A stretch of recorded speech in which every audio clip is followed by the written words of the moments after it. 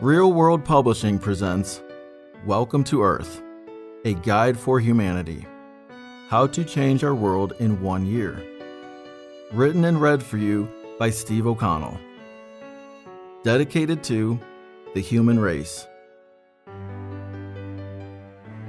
Part 1. Groundwork. Can't we all just get along? Everyone at some point in their life. The purpose of this book. Hi, my name is Steve. I'm one of your fellow humans here on planet Earth. The purpose of this book is to bring people together and encourage readers to live better lives. I begin with a straightforward breakdown of reality in the modern world, and I conclude with an idyllic message of hope and inspiration. This is the first book in the Welcome To series. The message in this book is presented in 4 parts. The first 3 parts are heavy with information about where we are and how we got here. In part 4, I offer practical solutions in the form of a step-by-step cleanse in which you can vastly improve yourself, essentially changing the world. No, this book is not satirical. Yes, I do make strong statements on some sensitive topics. This book is a well-intended notice, kind of like a weather forecast, that things are heading in the wrong direction. The world is disconnected by an overwhelming excess of technology, which is interfering with our attention and focus, even disrupting our relationships. We are seeing severe deficiencies in healthy lifestyles due to poor nutrition and scarcity of healthy options. Perceived hatred is growing at an alarming rate among groups who would otherwise coexist naturally. People are struggling to understand one another, and compassion is dwindling. In the same way that a vehicle requires mechanical servicing and scheduled tune-ups, there are fundamental things that require our attention now. This book contains the maintenance schedule that can lead to the healing of humanity. Just what is the root cause of the declining trend in society? Some call it greed. Some will say it's corruption. Others feel the source is more sinister and refer to it as the devil or reptilians, shapeshifters, even extraterrestrials. Whoever, whatever, or wherever the source of the malevolent energy originates is highly debated and remains unclear. It's quite possible that we may never completely learn the source of the outside negative influence that surrounds us. While some may feel the importance of labeling its identity, what is more important is becoming united as a human race. So I ask you, can't we all just get along? Could we each work together as a human unit and not fall for the trap or take the bait that is relentlessly trying to make us appear as though we are divided? Some feel that changing the world would be an impossible feat without some sort of paradigm shift or divine intervention. Call me an idealist, my editor did, but the basic fundamental cleanses I present in this book would dramatically change the world and improve humanity as a whole. A drop in the bucket might seem like nothing, but over time, that bucket will fill up and eventually begin to overflow. How so? Allow me to present a basic analogy to clarify my point. Imagine a beautiful home in a wonderful, safe neighborhood that has been neglected over time, perhaps as a result of some sort of depression that has led to hoarding. The owner has lost focus, and as a result, the upkeep of the home has suffered. The dishes have piled beyond recognition. There are pizza boxes littering the floors. After years and years of this neglect, the home could likely be on the verge of being declared unlivable. This home that was once a comfortable sanctuary now needs major attention. Now, instead of just sitting back with a defeated mentality while watching the home continue to deteriorate, how about beginning a restoration effort? It doesn't necessarily need to be a colossal overhaul. What if we just start out small, with gradual phases, so that we're not completely overwhelmed with lots of mega improvements all at once? In this book, You'll see how just making a few relatively minor and gradual cleanses over time can eventually have a major impact on the entire home. A domino effect, if you will. That's what this book is. It's a guide that points toward a fresh way to cleanse, declutter, and remove some of the unnecessary trash and distractions in our lives that's been piling up over the years. Once the clutter has been removed, it can allow room for the bigger problems to be solved. Sometimes the solution isn't as profound as you might expect. As insignificant as it might seem, don't underestimate the impact that one small change can make. Through experience, I've learned that if you take care of the small things, the big things will usually take care of themselves. Many people are discovering clutter to be a top factor that is interfering with their progress. This book recommends the 4 following areas to tidy up in your life: digital, physical, emotional, and personal. I will elaborate on each of these areas and show you how to approach these with fundamental decluttering techniques and how they can allow you to regain control in your life. These are the initial steps that will have a significant impact toward restoring our house into a home. It's quite similar to the way the amazing immune system was designed to operate and is able to resolve issues often before we're ever aware of them. I truly believe that the answers to the ultimate success of mankind are already inside each one of us. What we need most right now is a thorough cleanse, a complete scrub down in order to allow the natural remedy to ensue for society to get back on track and start moving in the right direction. My aim is to draw less attention to the boxes used to categorize people, which subtly separates the population.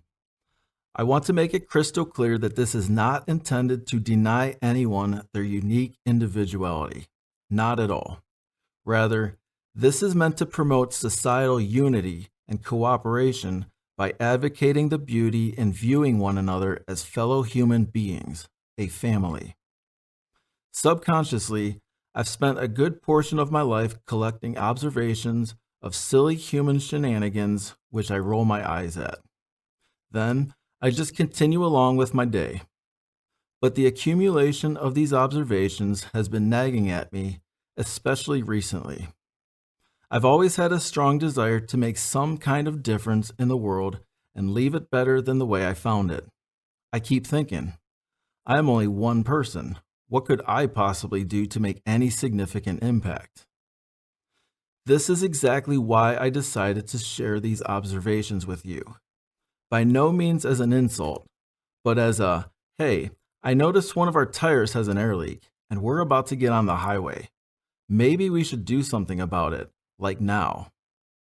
Of course, this is not the first book about the condition of the world we live in. Human society has a long and unfortunately strong reputation for screwing things up, usually pretty badly, and then forgetting that anything ever happened.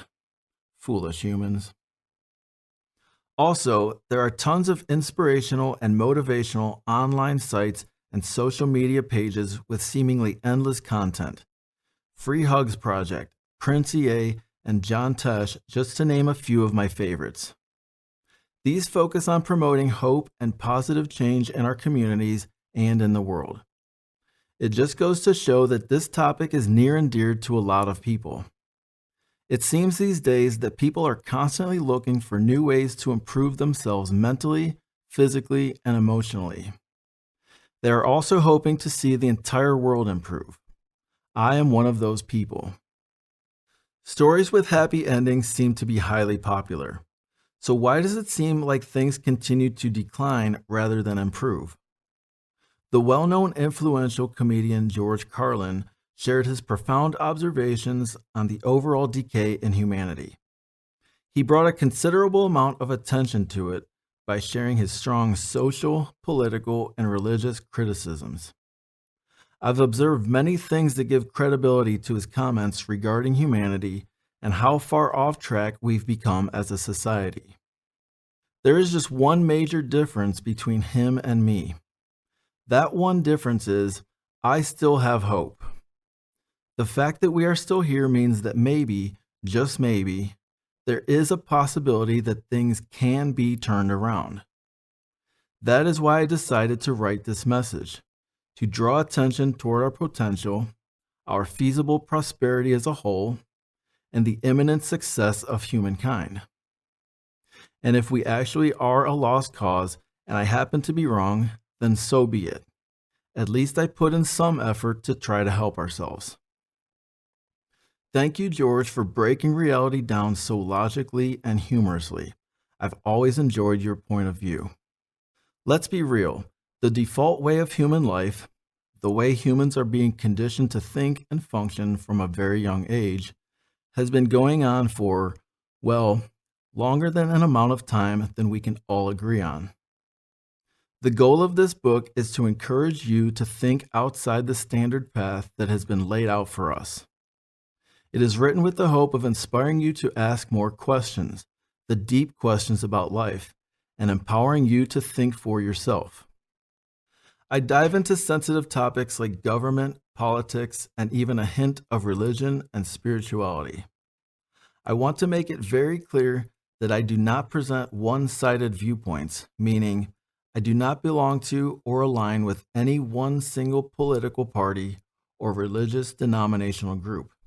That is, until human is recognized as a political party or religion.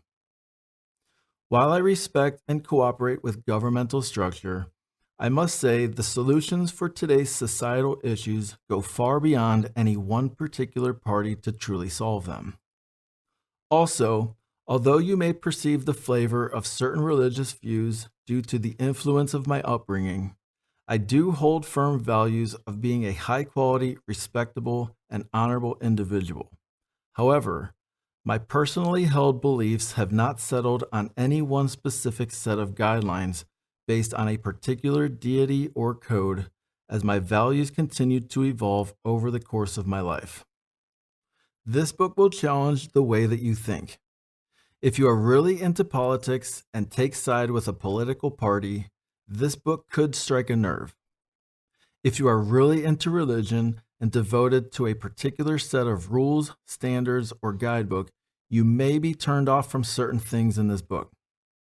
If you have any hard-set, rigid affiliation or attachment to a particular way of thinking or belief system, some of the things I say in this book could stir up some uncomfortable emotions. Unless your mind and heart are open and receptive, chances are fairly high that you are going to not like at least something in this book.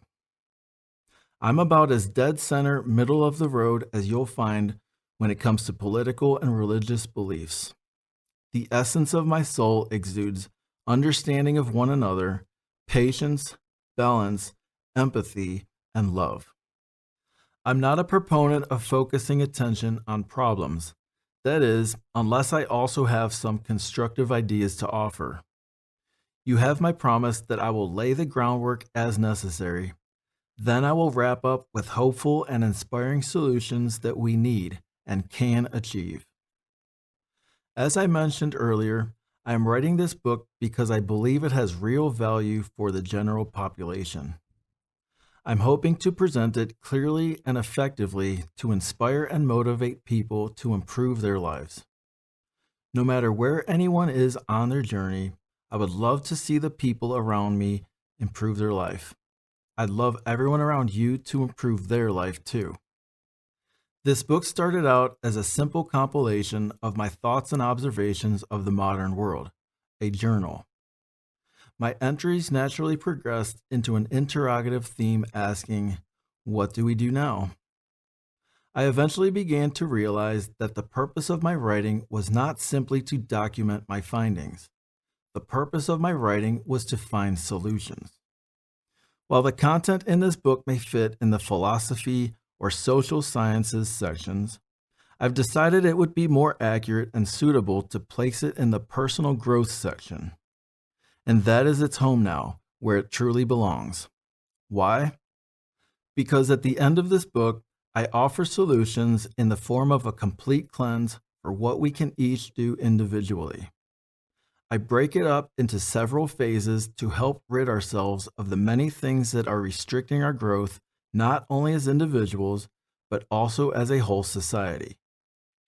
This step-by-step cleanse is how we can turn our species around into a way of living where we can all thrive and be the absolute best we can be.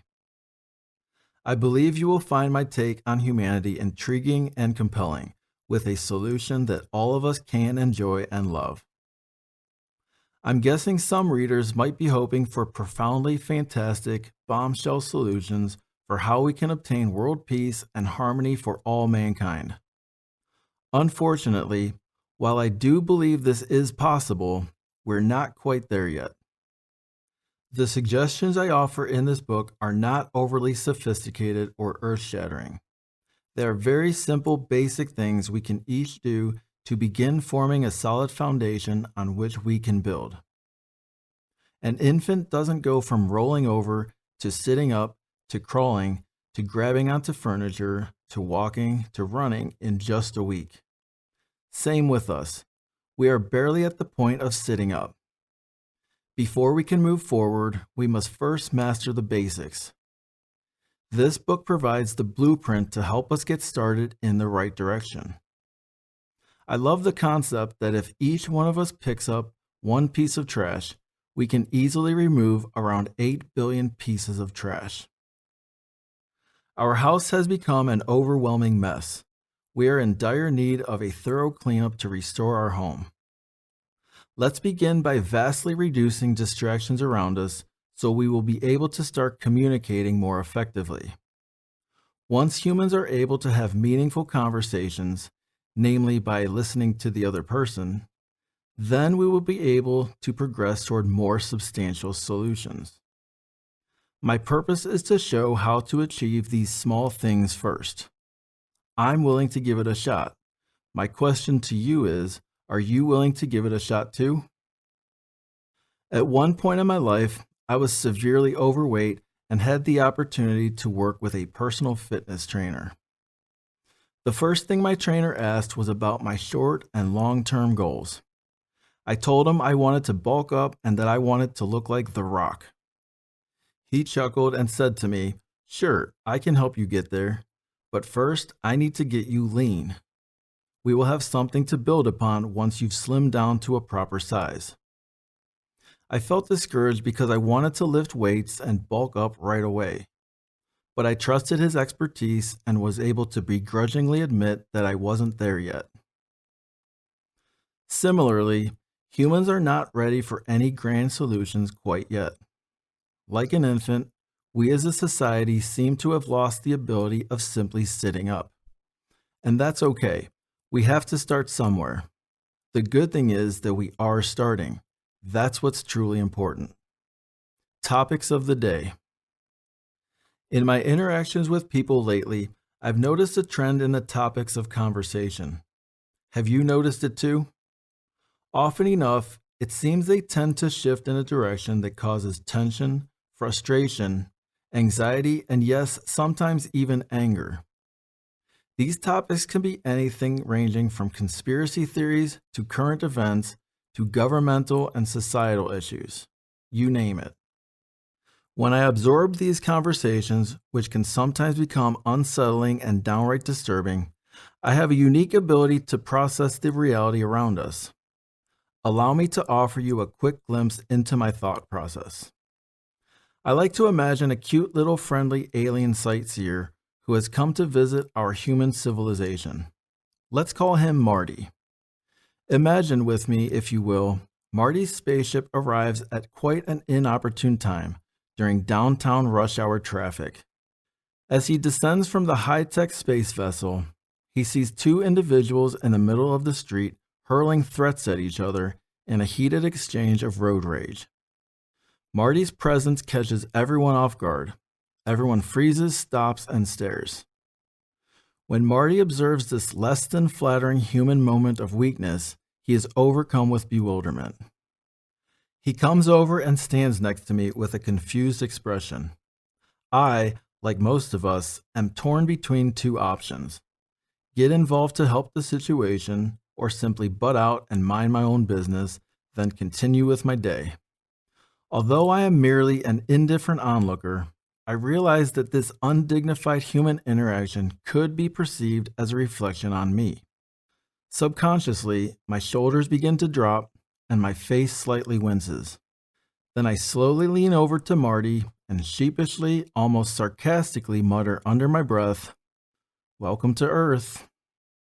To us, this is just another Monday afternoon. So why is Marty's first impression of humans so puzzling? If you observe a collection of ants for just a few minutes, you might understand Marty's point of view. As you watch how the ants interact, you will begin to notice how they all work together toward a collective goal to achieve something better for the entire group. Their sense of harmony, unity, and cooperation is magnificent. The way ants operate as a whole is how most people would expect to find another species interacting, right? I mean, why would there be any tension or discord among any species, especially among humans with vast technological advancements? Ants do not have locks, passwords, mega corporations spending uber amounts of resources on advertising trying to distract them or pressure them into buying something they don't need or doing something they wouldn't naturally do or care about anyway. Why is it that most humans seem to be distracted with many forms of manipulation in one way or another? For example, I can't imagine any little girl is born needing a Coach purse. I can definitely see how over time she has become convinced she wants it because her favorite singer or movie star glamorizes it. And I'm almost certain that most young boys are not inherently stressed about landing a prestigious six-figure position just so they can live an exorbitant life. In my observations, most young people simply want to play, have fun, and just live. But as impressionable young people, many eventually succumb to a belief that they won't feel accepted, important, or even loved without pursuing the acquisitions which offer a misguided impression of how modern human life is supposed to be. Life is a gift, and yes, it truly is amazing being human. We are conscious of time and have an appreciation of urgency and leisure. We are able to communicate abstract thoughts and subtle emotions, distinguishing us from the animal kingdom. Also, while your car and home are incapable of self-repair, your amazing body is able to heal itself toward recovery from many ailments. And topping it all off, we have the unique ability to grasp and appreciate humor. Those are all traits that set humans above other known life forms. Now, what baffles me is, how is it that humans are inundated with stress, depression, struggle, and overall dissatisfaction? How did the human race get like this? This book provides a concise overview of the way human life has become structured over time. Also, what direction is the species heading? And can anything be done to improve the current plight of mankind? All I know for sure is that humans are a pretty disconcerting species right now. Many agree that something seems awry all around us. I am almost certain that while the aliens might be intrigued and fascinated by us, they would most likely prefer to maintain a safe distance. Can you really blame them? After all, humans have door latches to keep the wildlife out, but they have door locks to keep other humans out. Interesting, isn't it? Marty is scratching his head and finds himself asking these why questions. Why is there so much disharmony and general distrust among human beings, neighbors? Why are humans fighting and literally killing each other in senseless wars and street crime, civilians? Why are humans, megacorporations, deliberately lying and misleading other humans through devious advertising strategies? Why are a select few of them, the leaders, still offering false hope and empty promises just to gain temporary political power over other humans? Why are human livelihood expectations so unreasonable and constrained by unsatisfying employment?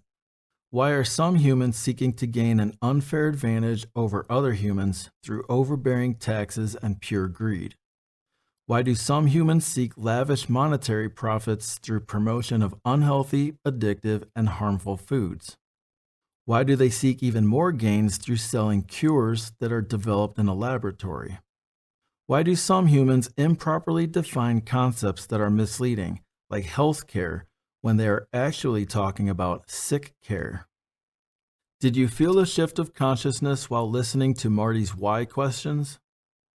Marty had been under the impression that the human race is an earthly family, a worldwide team, a collective unit simply known as humans. When looking in from the outside, certain interactions and behaviors between humans are simply preposterous. Our alien friend is probably incapable of comprehending the magnitude of the disharmony. And somehow, humans have simply become accustomed to this warped dynamic over time. If humans would step back and take an honest look at themselves through the impartial eyes of Marty, it is clear to see currently they are failing to reach their potential as an interconnected species. Are you starting to see this yet? You may be surprised as your consciousness is aroused. Are you ready to embark on our journey, taking an impartial tour of humanity from an unbiased point of view to find out where we have come as a society, how we got where we are, and where we are heading? Buckle up. Our friend Marty thinks it could get a little bumpy at times. Why so dysfunctional? Humans are not exactly the ideal depiction of a team. Just look around a little and you'll see Russia versus Ukraine, Republicans versus Democrats, men versus women, city folk versus country folk, rich versus poor, black versus white, young versus old. This list is endless, and the division continues to increase. So why is the human family so dysfunctional? In part 4 of this book, I offer ways for you to cleanse or declutter some things in your life that are causing some of these distorted divisions. I find it fascinating that when humans are faced with an overwhelming situation of doom and gloom, like a natural disaster or terrorist attack, there is an inborn natural tendency to put all differences aside and come together for a solution to preserve the existence of the species. That's all fine and well. What bothers me is, why does it take a national calamity or a worldwide disaster for people to get in touch with innate humanity? I find it strange that people generally want to believe in humanity, but still constantly struggle to put trust in each other. That is, until things get a little dicey. Is it because individuals are waiting for the other person to take the initiative and make the first move, and then they will begin to trust each other? The amazing human brain. The human brain is fascinating. It sends and receives all sorts of information to the rest of the body. Some of the information it sends out is incredibly useful. For example, the signal of pain so that we know to remove our hand from the hot stovetop. Other information, often referred to as cognitive distortions, can be somewhat questionable and sometimes even debilitating. Think about it. Humans are born to be intelligent, powerful, and capable.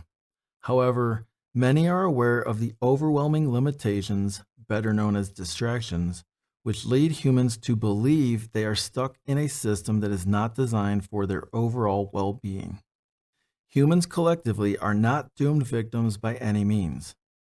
But is it possible for humans to modify their mindset so they can break away from certain beliefs that may appear to be keeping them in place and suffocating their potential? Consider a tragically enlightening concept.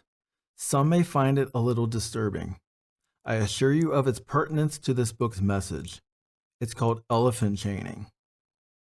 Elephants, like humans, are intelligent, powerful creatures. They will rip large trees out of the ground and demolish structures with ease. But they won't make even the slightest effort to break a small chain around their leg. Why? Because as a helpless infant, the elephant's leg was tethered to a small rope or chain which was strong enough to keep him in place. The newborn will struggle and try to escape and free itself, but is physically unable because it's not strong enough.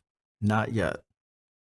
Eventually, the elephant will give up, realizing its inability to escape no matter how hard it tries. Would you believe the exact same chain which kept it confined from infancy is still used when he becomes an adult? It sure does. But it's not because of the strength of the chain. Well then, how does it work? The elephant has already accepted the reality that the small chain around its leg was impossible to break and therefore will stop trying. This captivity technique only works on the fully grown elephant because it remembers the pain and struggle when trying to escape as a calf. Yes, he could easily break free if he tried. I find this form of manipulation sad and disturbing, yet I also find it fascinating and eye-opening. Now, before jumping to the conclusion that the evil ringmaster is the elephant's paramount adversary, please remember the elephant has more than enough capability to break the chain on its own, if it's simply made an effort. Again, the elephant chaining technique is only effective because the elephant thinks it works. People are tired. People feel powerless. People have been tricked into believing self-defeating thoughts planted by an outside influence, ringmasters, if you will. Some people do not quite realize just how powerful they really are, like that baby elephant who has grown into a 4-ton adult. Many who are exhausted from the abuse of power are truly capable of breaking free from their elephant chain. This book offers practical solutions to help you recognize things that are in your control, things that you can change. It gives ways for you to effectively find your freedom, freedom that you didn't even know you had. These solutions transcend political, racial, religious, and social bias. These simple solutions are the key to unlocking your freedom. In part 2, I will give a few examples of manipulative chains used to convince humans they are restrained, things or ideas put in place that might convince people that they are stuck or trapped, powerless or incapable. This book revolves around the concept of breaking free from these chains. My hope is for you to utilize the solutions so that you can embrace real freedom. An uphill battle. Life is like a long straight path that leads to a wonderful destination. Sounds lovely, right? However, this path we are currently on is constantly being cluttered with hundreds of thousands of hurdles, obstacles, and distractions that are making it incredibly difficult to reach our destination. Have you ever asked, why do things have to be so difficult? I welcome the challenge of hard work that produces results, and I don't even mind occasionally losing, aka learning, every now and again. But I'm unwilling to participate in a game that is rigged against me where the winner is predetermined. It has become clear that something is actively trying to deter us from our wonderful destination, keeping us from important things that truly matter. Things like family, friends, nature, love, compassion, understanding, and forgiveness. The distractions, divisions, and deceptions are undeniable, and they're camouflaged, ingrained, indoctrinated, or hidden altogether, intentionally clouding our perception of reality. At one time or another, we all fall victim to things we're unaware of that blindside us. Some of these realizations may very well be unsettling to us. When we become aware of these obscured things, it has a profound way of changing our perception. And despite the unsettling realization, you may find relief that your mind is now receptive to the truth, the whole truth, and nothing but the truth. We all know how dogs respond when you toss a ball or a stick. They will go chase it and then bring it back to you. Okay, maybe not your dog. It's a simple trick people could use if they wanted to distract them. Little does the animal know they are getting the needed exercise they require. Voila. And we also know how easily we can distract a cat with a laser pointer. And an angry bull can be tricked into charging just by waving a small red cloth. Humans too are susceptible to certain distractions, control tactics, and manipulation, namely by an overwhelming abundance of technology. As time passes and generations come and go, humans are not getting better. Humans are not getting smarter, not becoming healthier, not learning from past mistakes. This is bad. It's getting worse. We are in our own way, and it's only harming ourselves. We have the power to stop it, which I will expand on in Part 4. Later in this book, in Part 2, I will elaborate on some of the shenanigans we see in modern human life. I cannot possibly list every single instance of fraud, corruption, deception, or intentional distraction. But I can give you a few solid examples to start pulling the curtain back on the harsh reality so we can attempt to see this world from a fresh, impartial, candid perspective. We may not always achieve this, but the endeavor is worth the effort. If we aim with skill and precision and we miss the mark, we can still achieve exceptionally accurate results. Once you're aware of the uphill battle you are facing, you can be empowered to learn the strategies to help you succeed. A day in the life of a human. The standard structure of a modern 9-to-5er has led many off the path to a meaningful and fulfilling life. How so? Let's take a look at a typical day. First, you wake up. Actually, you're startled awake to the invasive beeping of an alarm clock. The timing seems too early for your natural biological clock. You're tired and exhausted from the previous day. Perpetually? What a start.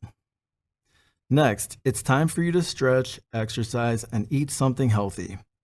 But wait, I just don't feel like it today. I'll simply have my morning coffee with some sugar and cream. That'll do the trick and give me the energy I need to start the day. 3 items which I'm pretty sure are not ideal choices for human wellness.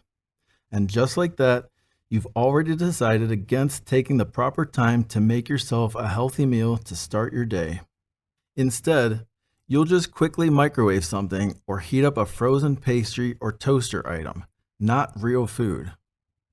And although it happens to be quick and easy, for some reason, you'll still pass on the apple that's been sitting on your counter for several days. Now it's time for you to leave the place you call home for work and get irritable, with fellow commuters rather than fight against the people who cause some of your unnecessary stress. The vast majority of the motoring public, like you, are likely also having a rough start to their day. Not to mention those who are distracted from other things, like recently losing a loved one, going through a rough breakup, having been the target of identity theft, or some other thing. Human life is not for the weak. This world is designed to be rough on all individuals. Yes, you heard that right. Designed. And now, people are taking it out on each other, honking, yelling, making snarky faces and angry gestures, being impatient and inhuman toward each other. Does that help the problem? No. Do we feel better after that? No. It just makes it worse. Pretty good start to the day, hey? Now you've arrived at your job, the one you already don't like and the one that probably doesn't appreciate you enough. And because the opportunity never came through, or you had an unexpected detour in your life's journey, you found it easier to just keep plugging away rather than pursuing your childhood dreams and aspirations. So, before you even clock in and get settled, you hear, "Hey, I need this right now," or "Hey, you're late," or "Yesterday you forgot to." Does any of that make you want to work harder? No, screw this job. Why would you want to work any harder or take any pride in the quality of your work? Now a customer shows up saying, "I'm here to buy something," file a complaint, pick something up, or request service. At this point, you're not exactly eager to appease them. You're tired. You're not in the mood. You do not feel like being happy, treating them special, or being accommodating or whatever. So you begrudgingly do the bare minimum just to get through the day. And most likely, you'll grab a high-sugar, caffeinated energy drink to help you continue the battle of staying awake throughout the rest of the day. The workday is finally over, so you rush out the door and start heading home. Another round of traffic jams awaits. And it's worse this time because now everyone is in a hurry to get to the comfort of their home, which is more enticing, making it even more important and stressful. You listen to the radio in an effort to mentally unwind during your commute, which is heavily flooded with advertisements, trying to convince you to buy this today or watch this show tonight or do not forget to do blank for the upcoming weekend or holiday. Your brain is now filled with extra clutter. I call them distractions. Then you get home. Finally time to chill, right? Nope. Something is broken, as if you're not already irritable. Or your partner dumps their rough day onto you, and now you're even more stressed out. You're irritable, your spouse is irritable, you both are irritable. Your relationship at home is suffering. It's no wonder that couples who stay together are the rarity. Yes, I realize relationships require work. It just seems to be much more work than really necessary, like an uphill battle. This world is designed to mentally wear people down, split them apart, stir up negativity, make them tired and exhausted, discourage them from becoming better. And most of the ones who do want to do better simply do not have enough time for it. So, what do you do once you are at home? Well, you definitely do not want to exercise. You do not want to eat anything healthy. You probably just want to drink a beer or 12, watch some TV, play some games on your phone, or aimlessly scroll through social media feeds or some other kind of mindless distraction. You just want to be left alone. You do not want to hear about your kids' day or help them with their homework. You do not want to play with them or help coach your Little League team. You do not want to drive to the store or mow the lawn. You've already done enough today, right?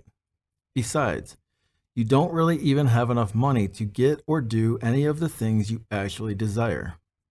So, you stay up late, don't accomplish anything important, your relationships have not been strengthened, and you didn't learn anything new.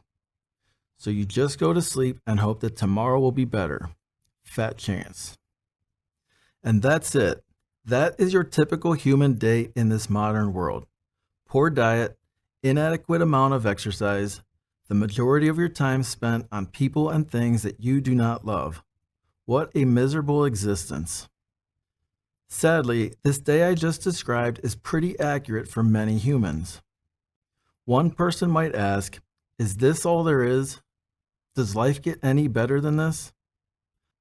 Another might reflect, if I'm lucky enough to make it to my golden years, which is an incredibly weird phrase, then I will get to kick my feet up and finally enjoy my life, along with the added aches and pains that I've accumulated over the years.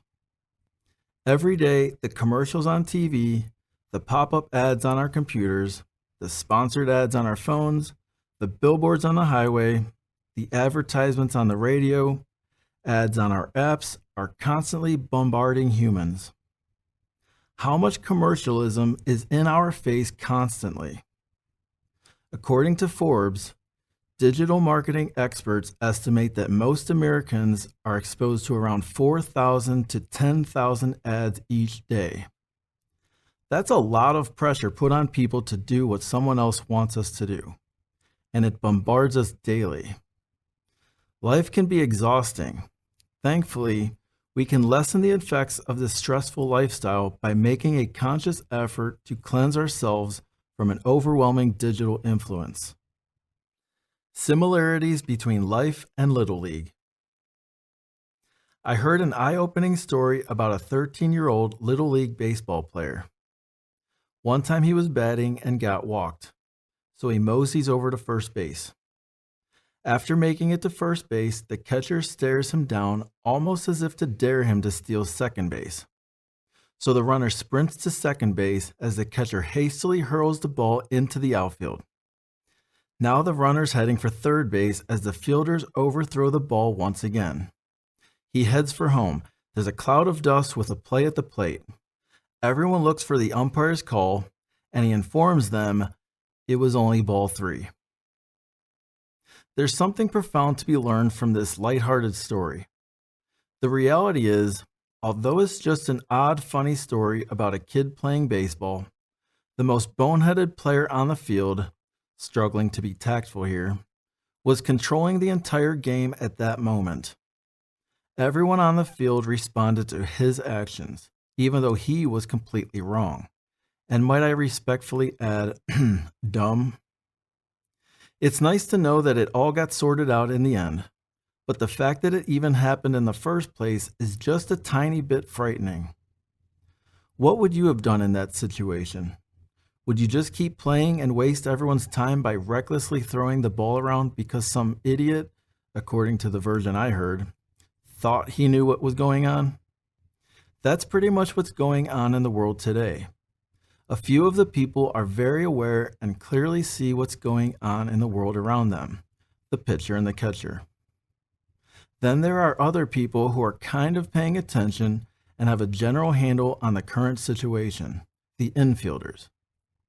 And then there are others who have no clue whatsoever what's going on, and they just keep doing whatever they think makes the most sense to them, the outfielders. Living on autopilot. It seems like most people are simply going along with the structure they have grown accustomed to, even though it doesn't make much sense. All because they said we have to fill in the blank.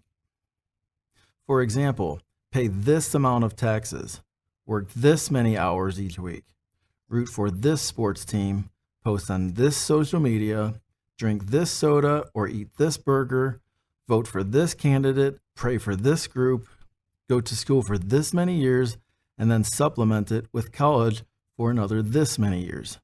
And the list goes on and on and on. Are you really operating your own life and making your own decisions? Somewhat yes, but ultimately no, not as much as you may think you do. Local water sources that many people depend on have fluoride added, whether we like it or not. The food we choose is generally determined by what is made available within a few miles of where we reside. Do you choose your doctor, or does your insurance company specify which ones you may select? Do you choose your own cable or internet provider, or does your city choose? Many of the options available to people are not as optional as they might appear to be. Are these things trivial? Maybe, maybe not. The book Ultra Processed People by Chris Van Tulleken unleashes this jarring truth. You're a participant in an experiment you didn't volunteer for. The point is, people are led to believe they are in complete control of their lives. Young people often hear, you can be anything you want when you grow up. Is that so? Maybe, kind of, in a way for some. But realistically, no, it's not.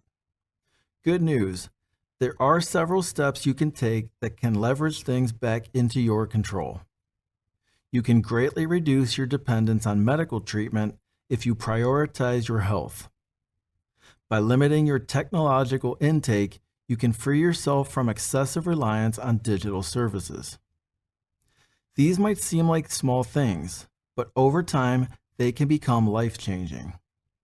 We already know that there are a limited number of options for many people, which are predetermined by a multifaceted structure more complex than we can even imagine.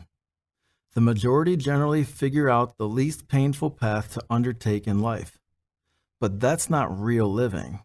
It's a designed system of living, and it's not designed for you or me. That is for sure. This reminds me of the bully in school who continually harasses or takes lunch money from smaller or weaker classmates. It typically begins with verbal attacks and then leads to more intense intimidation, sometimes escalating to physical assault. This behavior often continues until an adult figure finally becomes aware and intervenes. Just the same as the bully situation in school, the only reason the masses of humanity appear powerless is because the few in power remain unopposed by the majority who are being oppressed. Bullies only persist in their intimidating ways until an alternate solution is found or by being opposed by a stronger force. There are some who believe the only way to stop bullying is with brutal force. While I understand how that could be relied upon as a final resort and only when physical harm is imminent, it is almost never the answer to stop bullying. There are numerous options for diffusing those who appear to be more powerful or who are exerting unauthorized control. Ignoring, walking away, laughing off, and seeking assistance from a trusted adult are all proven methods.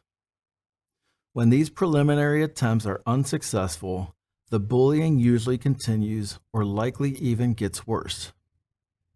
While diffusing and disarming is always the ideal outcome, sometimes it requires more. That's when things get complicated and can easily turn ugly if not handled properly. We want to fix things. It seems easy enough. But somehow, we just keep making things worse by digging ourselves deeper into the rut. Do you remember the first time your car was stuck in snow or mud? You probably tried aggressively smashing the accelerator with your foot while someone else helped push from behind, and it probably just kept digging itself deeper into a trench, getting worse. Thankfully, you are not nearly as stuck as you may believe you are. I am willing to help push you to get unstuck. We can accomplish this much more easily when we work together. Humans are creatures of habit. Humans are creatures of habit. Therefore, sometimes we inevitably do things without applying conscious thought, mindlessly repeating the same old routine behaviors on autopilot. One common example that immediately comes to mind is the knee-jerk phrase "bless you" uttered after someone sneezes. I would prefer a "bless you" for something I did consciously and intentionally, not for an involuntary bodily function. It may be worth asking yourself more questions like the following examples. Why do I feel stuck working a job where I feel miserable? Why do I feel trapped in an unhealthy lifestyle? Why do I feel powerless and incapable of reaching my full potential? Do those things sound familiar at all? Perhaps like that elephant chain we discussed earlier in the book? Well, this book is all about how people can break that defeatist mentality. You know, that belief of being stuck, trapped, powerless, or incapable. When our thoughts are distracted into a mindless state, human behavior defaults to what is routine or familiar. When the human mind is on autopilot, human behavior becomes malleable. Many of us are too busy to stop and think about what we are doing or ask important questions about why we are doing what we are doing. A mental exercise. Let's do a quick mental exercise. It's a simple multiple choice question. It's not a trick question. Some of you will get it right away.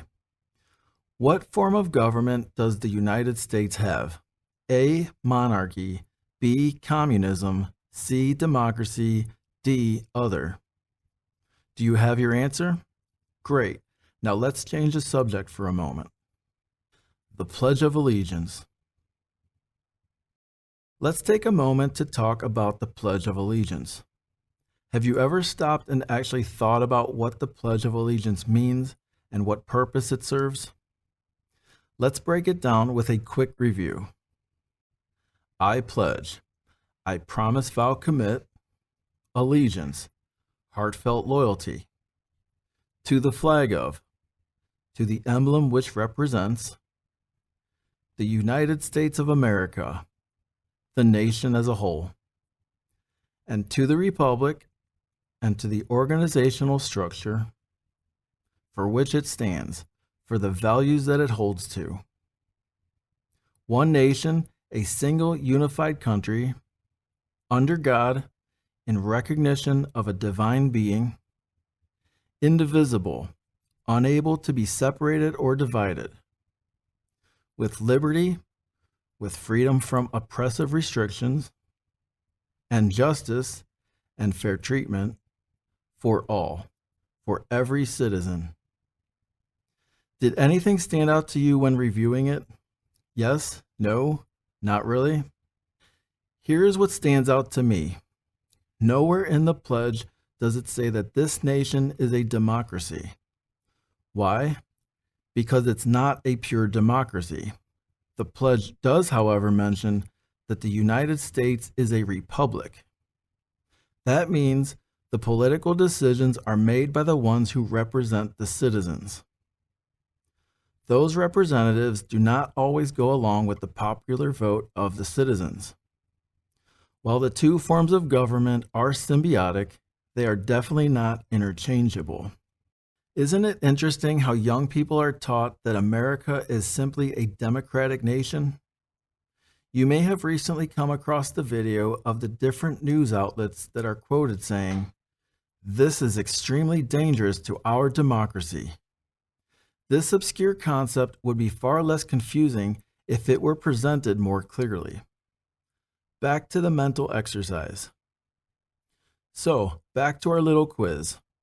The correct answer is D, other. What? Is this a typo or printing error? I am certain the answer is in fact C.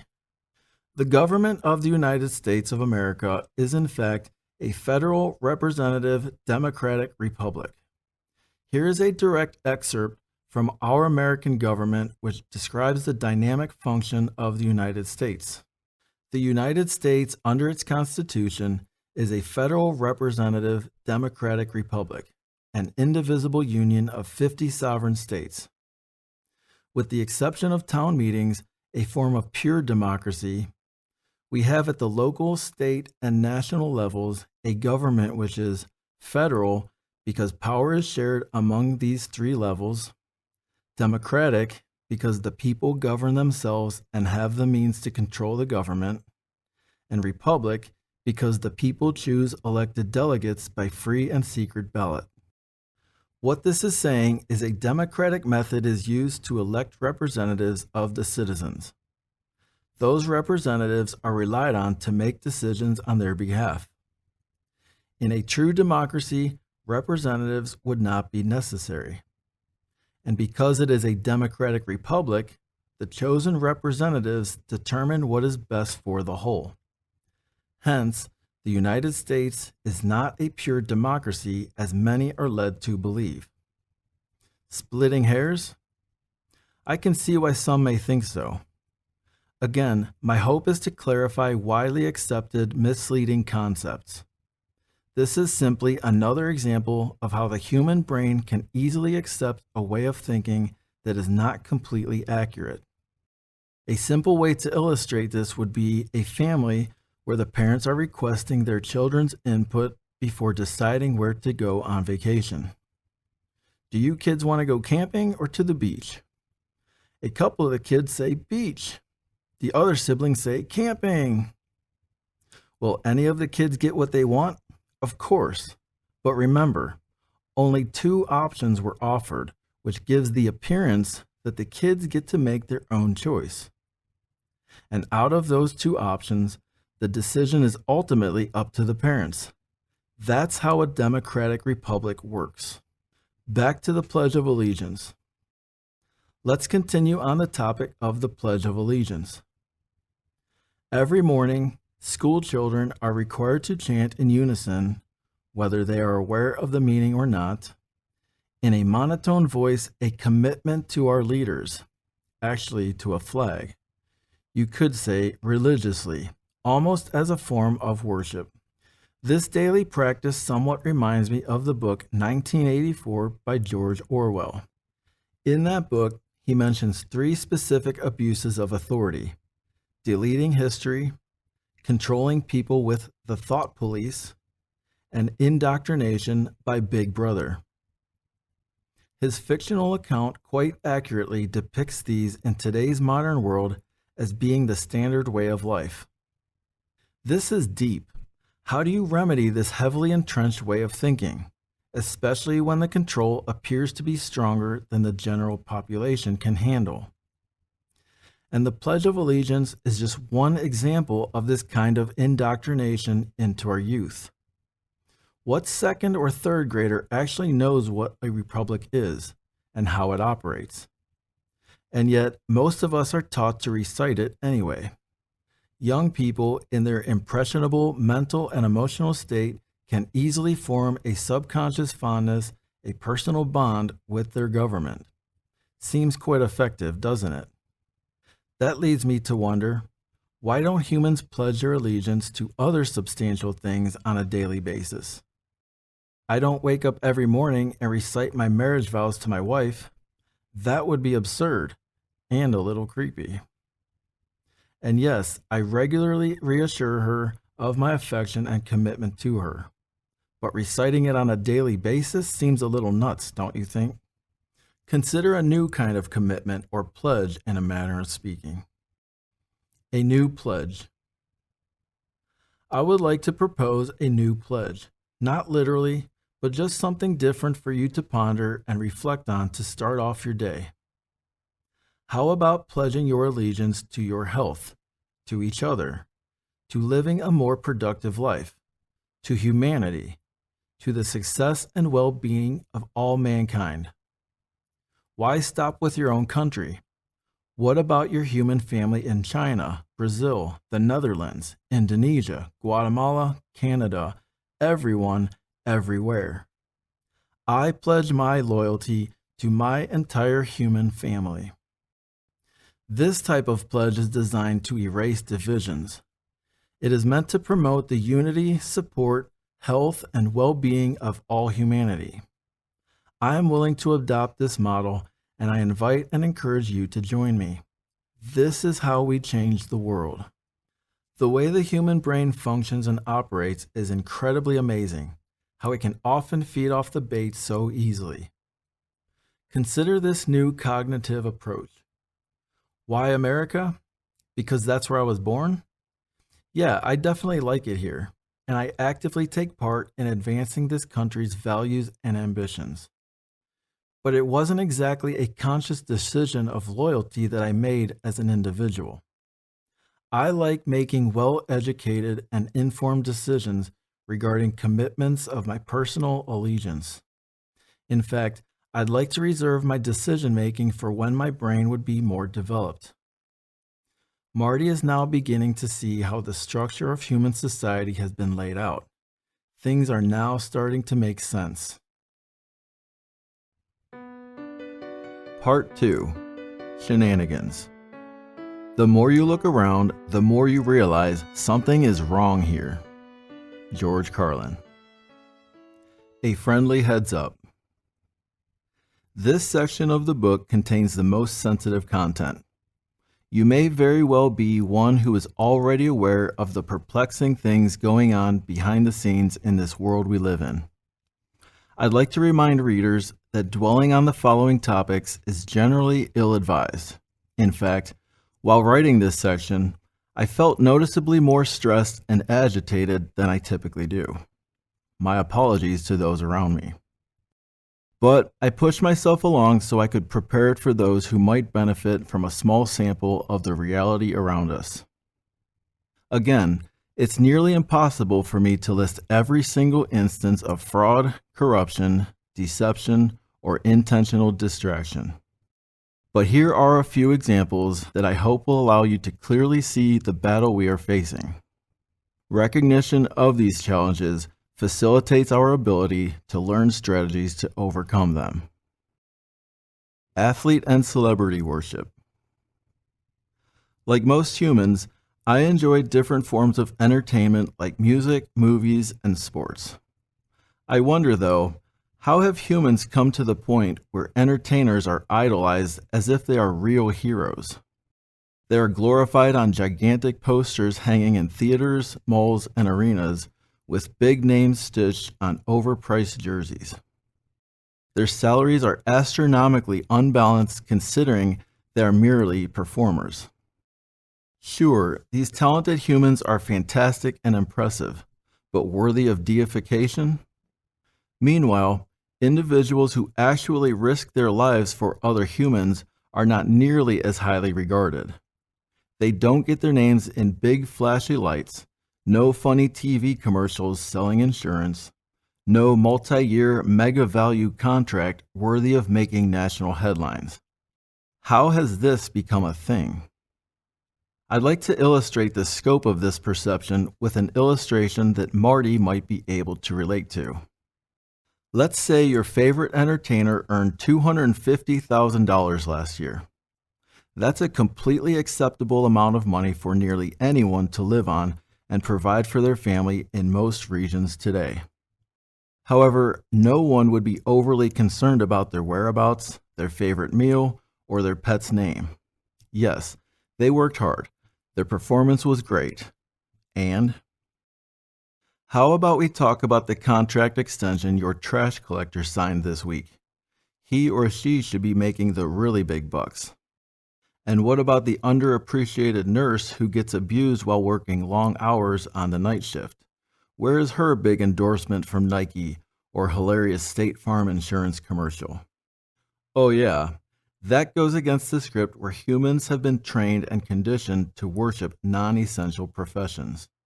Rather than changing sport team names, because changing the channel isn't always enough for some, how about changing things that would actually improve society? Like actually helping the group that is said to be oppressed. If concern and empathy for the oppressed group is genuine, the focus would be on helping them first and then redirecting efforts to changing sport team names subsequently. Here's another thing we could do. Let's eliminate the distorted phrase, sports hero. Athletes are not heroes. They are performers, just like circus clowns and television actors. Military veterans and traumatic medical personnel are actual heroes, yet they are not nearly as recognized or famous or taken care of like the professional athletes and celebrities. Marty is shocked that humans haven't even gotten that one right.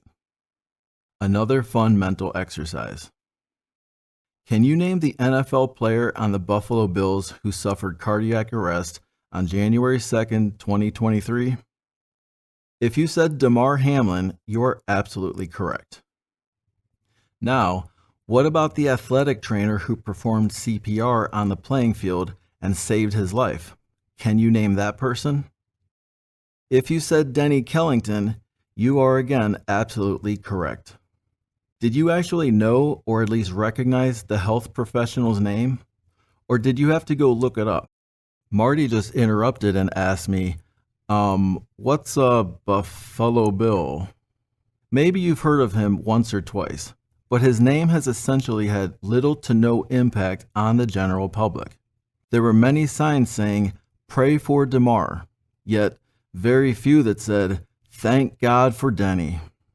This is just one example of what's wrong in society today. I am thrilled that Damar is reportedly recovering, and I hope that he is fortunate enough to continue earning a living doing what he loves. But I wonder, how is it that a real-life hero, the person who saved another's life, is not getting the accolades or paycheck that he deserves for saving a human life? Why is his name less familiar than, let's say, Tom Brady? Why is he not being praised and lauded by the entire country?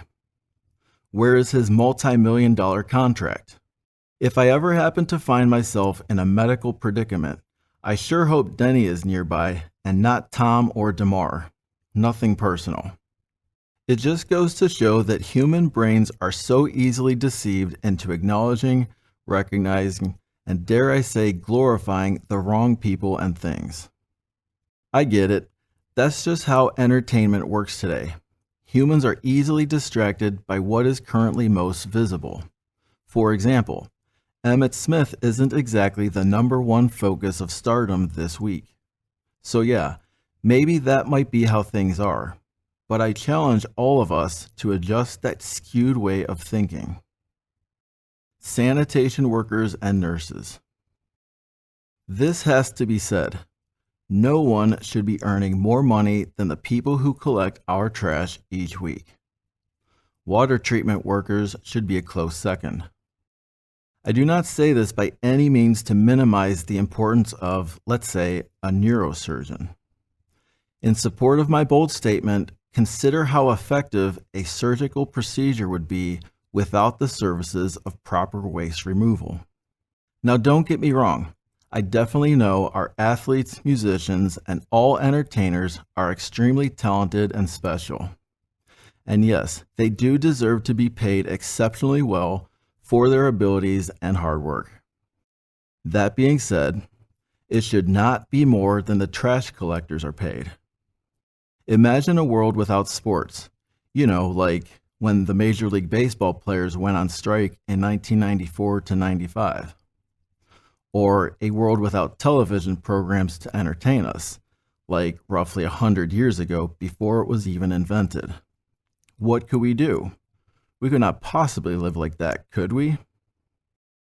Okay, now imagine a world without trash collectors for, let's say, 1 month. Perspective changes drastically.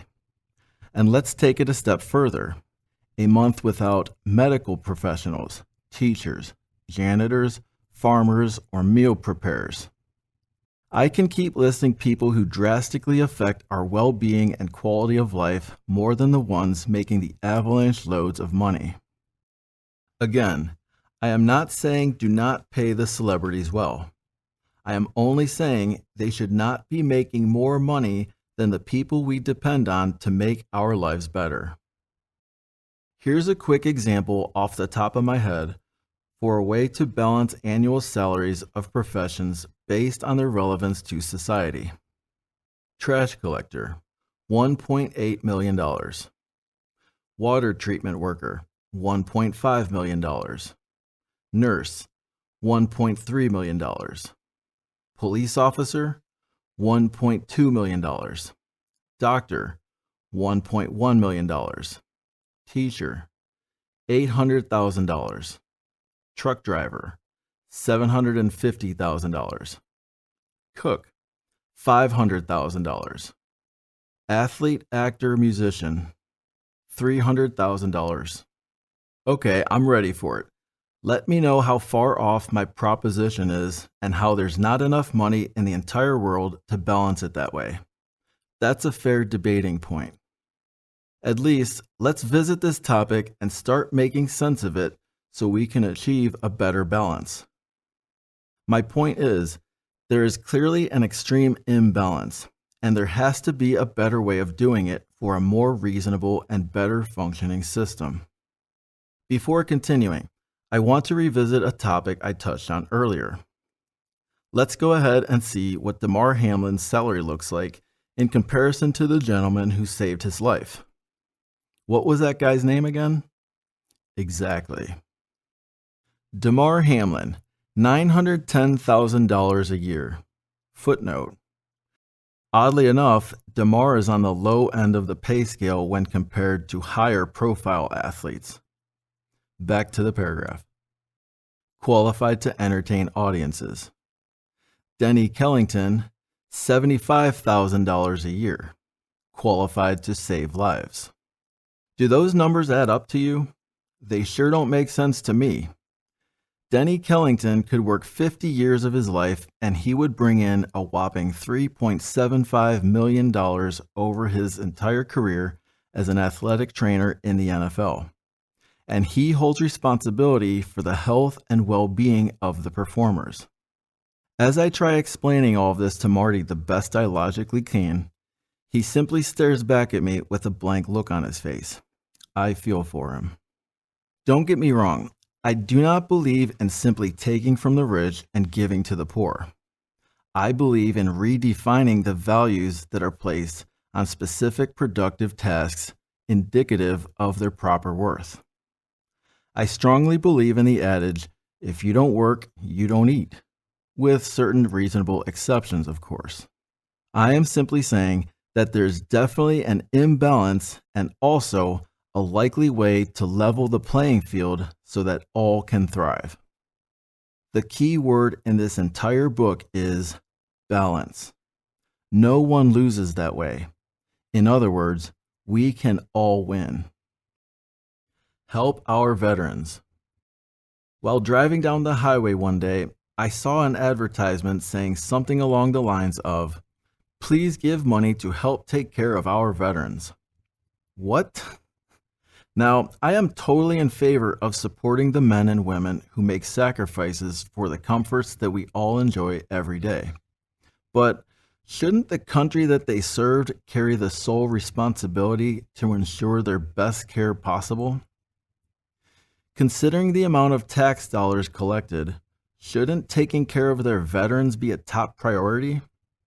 I am all about treating our troops well and thanking them for their sacrifices, for risking their lives for us. I'm not talking about I do not want to help them. They should be fully taken care of by the country they served, or at least better than they currently are. Since the balance is unequal, maybe we would do well to revisit how tax dollars are allocated. Food and diet, health and fitness too. I believe the view on food, health, and overall wellness is just the tip of the iceberg when considering the current state of humanity. Let's take a quick look at the animal kingdom.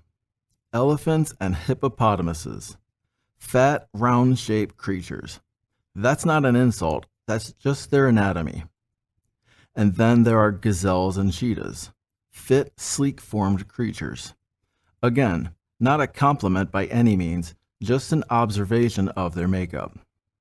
I have never seen a thin, in-shape elephant or hippo due to regularly exercising and monitoring their diet. I have also never seen an out-of-shape cheetah or gazelle due to overeating or laziness. In her observations, Clara Davis noticed how wild animals seem to maintain their health without being told what to eat by science. If you're anything like me, this constant in nature raises several eye-opening questions. Why do we see so many different shapes in humans? Why are there more than 40 treadmills at the gym I go to? Why are there so many gyms in every neighborhood? Why do we need to seek out exercise just to maintain our health? I'm going to go out on a limb here and speculate it's likely a cause and effect from the barrage of fast food restaurants that have overtaken our communities. Many humans are overly stressed, depressed, rushed, and on a tight budget. Do you think the way modern human life is currently structured just happens to be so hectic and rushed? Or is this possibly by design? How is it still unclear what humans are supposed to eat? Keto, paleo, no carbs, no grains, fat-free, gluten-free, more protein, less sugar, processed, no dairy, vegan, candy and sweets as a reward for kiddos, etc. What the heck? Which is it? How have humans gotten so lost regarding what real food is and is not? Humans have many popular diet plans. Weight Watchers, Nutrisystem, Jenny Craig's, Slim Fast, Paleo, Atkins, South Beach, Dash, Mayo Clinic, Mediterranean, Dukin, Ornish, HMR, Medifast, OptiFast, and more. Humans also have many popular fitness facilities. Equinox, Anytime Fitness, LA Fitness, 24-Hour Fitness, Crunch Fitness, Orange Theory Fitness, Curves, Pure Bar, Planet Fitness, Gold's Gym, Lifetime Fitness, YMCA, Exos, UFit, CrossFit, Snap Fitness, and note, that's not including all of the smaller, lesser-known gyms you'll find in your local area. This list can go on with home fitness solutions, Peloton, Bowflex, Tonal, Tempo, Nordic Trek, P90X, Insanity, Richard Simmons, Suzanne Summers, and more. How many fitness facilities with cutting-edge equipment do we really need for maintaining proper health? Remember, I'm in complete favor of health, wellness, and overall fitness. I personally enjoy the variety of options available for health and wellness. But my intention here is to shed light on a type of scam of making people unhealthy so they require more exercise than they were designed to need. This system is very clearly and gently stated in the book Ultra Processed People by Chris Van Tulleken. He wonderfully exposes the nuts and bolts behind the modern food industry in a way that removes pressure and guilt from the reader, not pointing any blame toward the general population. He shares insightful information behind the problem that has brought about the symptom. It's sad that humans are doing this against their own species. Why? I'm guessing it's because the fast food industry has become an easy money grab. Not only is life designed to be excessively stressful, but the modern system also challenges, pressures, and persuades humans to eat less healthy because it's so easily accessible and convenient, especially if you're on a tight budget. Can you really blame people for just grabbing a quick bite or hitting the drive-thru on their way home from their stressful, unsatisfying, meaningless job simply as a coping technique? People almost need comfort food every once in a while. Unfortunately, people need the fix of unhealthy food more now than ever before. It's essentially a vicious cycle that feels nearly impossible for some people to escape. Think about it. People in this modern world already feel incredibly rushed, which creates stress and all too often leads to poor eating habits. And that's just how the cycle begins. An ever-increasing number of people now struggle with obesity, which breeds sluggishness, fatigue, depression, lower productivity, and typically requires more time spent exercising. In compensating for a poor diet through exercise, much of their valuable time is squandered, which leads them even further into, you guessed it, feeling rushed, right back to where the cycle started. People are finding themselves in this unfortunate death spiral, an overly hectic lifestyle, and are struggling to handle more than they are truly capable of. Would you agree that our food, fitness, and overall health are closely intertwined with the success of humankind? I believe a non-human external influence is well aware of this, and they leverage this to their advantage. That brings me to another point.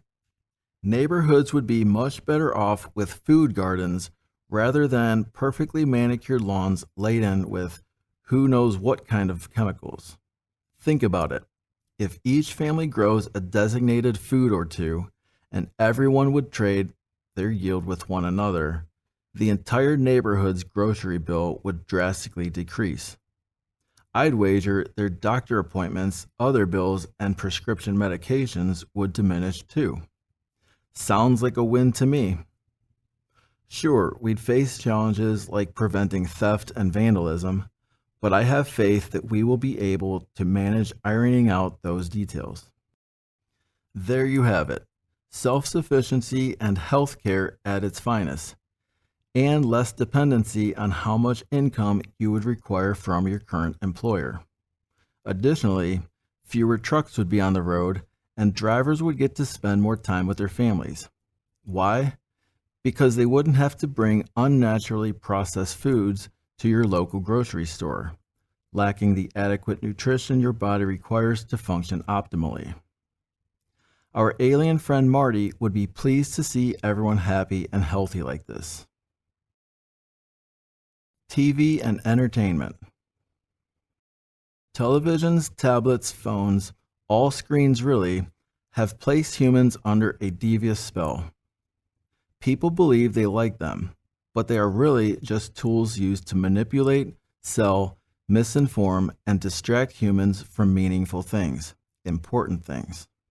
For example, people will watch 10 to 15 minutes of an actual sporting event while eating junk food and guzzling less than healthy beverages, all while mentally absorbing 2 or 3 hours of commercials and nonsensical chatter from sports experts. Footnote: I initially wanted to find a reference to cite, but I'm trying to set an example of asking more questions and doing your own research rather than simply relying on information published by others. So, I took the liberty to document my own findings. The average length of an American football game from start to finish is 187 minutes, just over 3 hours. I recorded an average of 13 minutes, 29 seconds of actual football action and 47 minutes containing 128 commercials during breaks.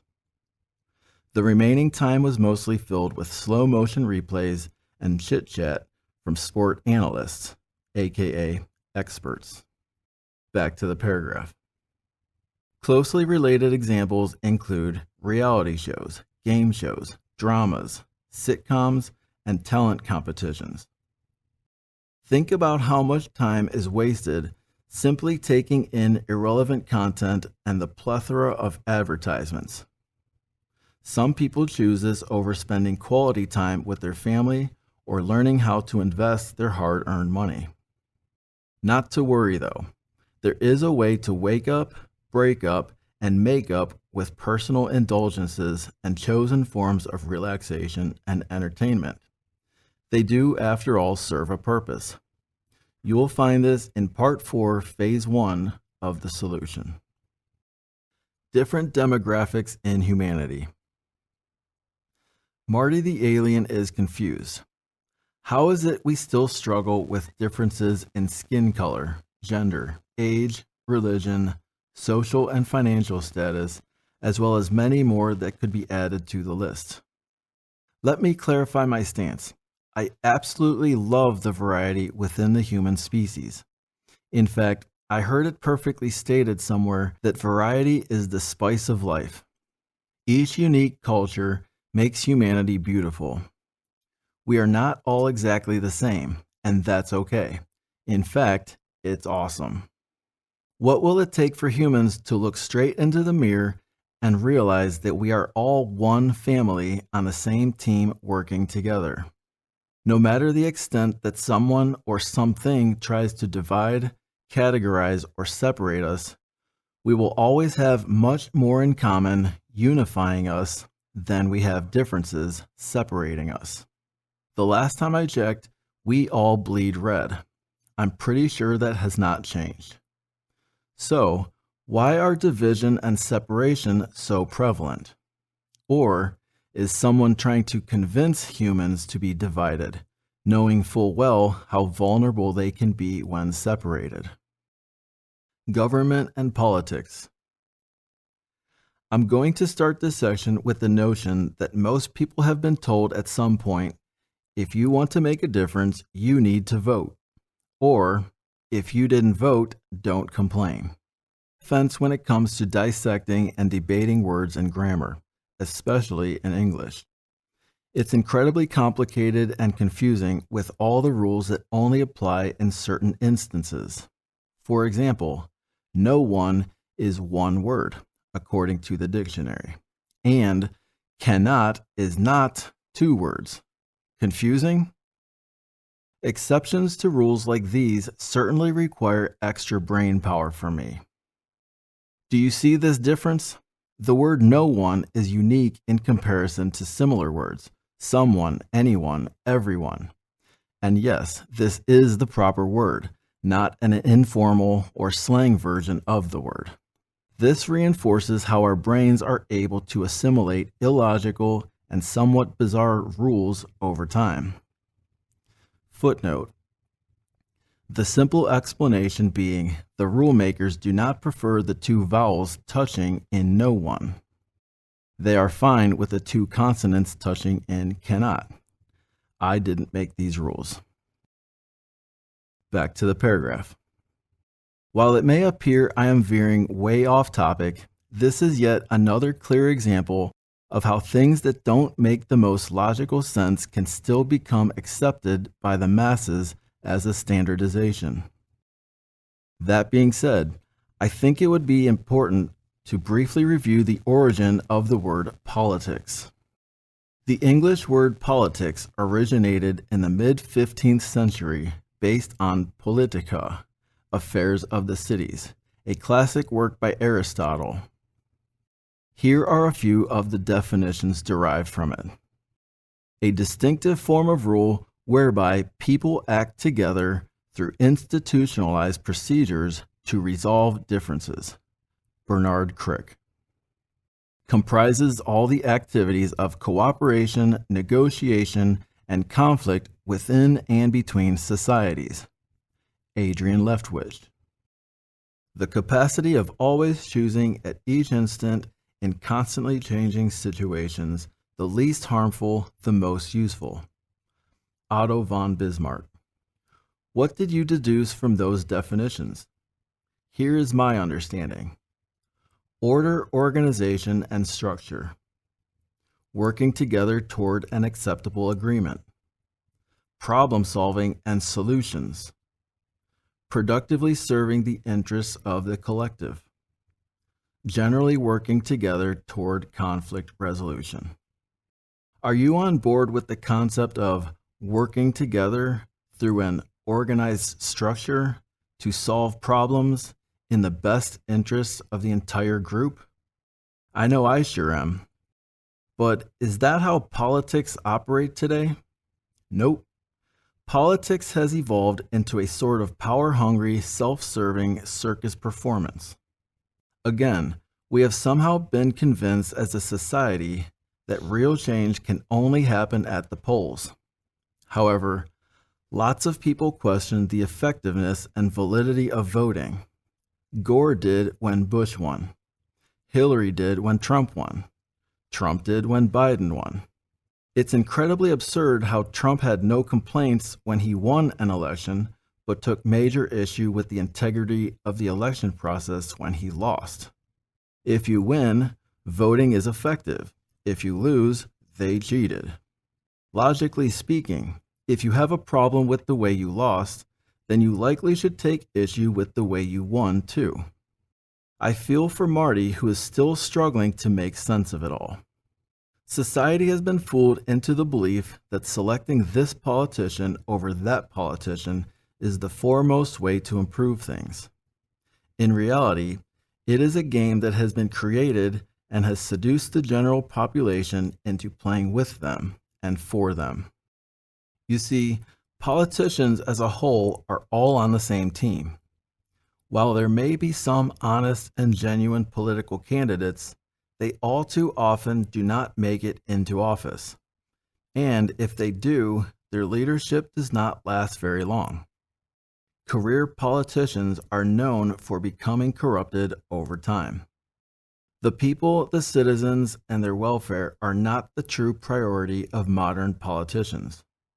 Politicians focus on strategies for winning elections by targeting certain states, counties, demographics, etc., not by improving policies and actual problem solving, quite different from the original definition of the word politics.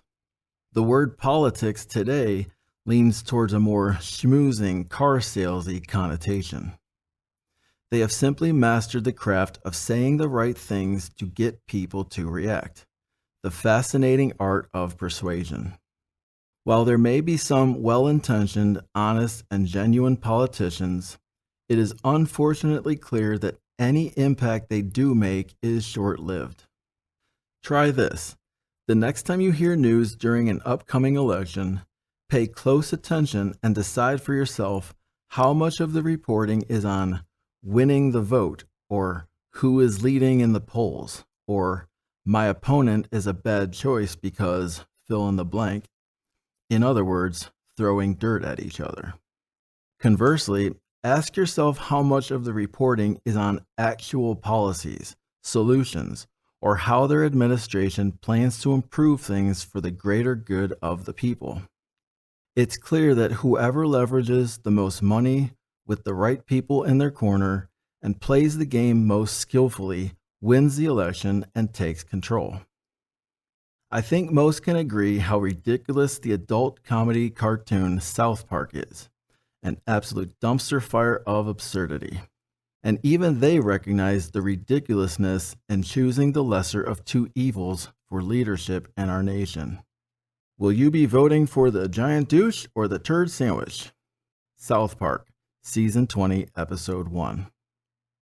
Many citizens feel forced to choose a candidate that they dislike less rather than selecting an honorable candidate that they can truly support. The system is set up so that elites, super PACs, and lobbyists get the things they want, things that the general population would never even consider. How silly is it that even the outlandishly satirical South Park cartoon clearly sees this. Yet, many people routinely keep going through the motions, continuing to cast their sacred vote every so many years as if it truly matters to our society. My heart goes out to Marty. He must be confused and overwhelmed with grief and pity, disappointed in what the human species has become. I am certain this is not what he was expecting when he was planning to visit a new species. Flawed justice system.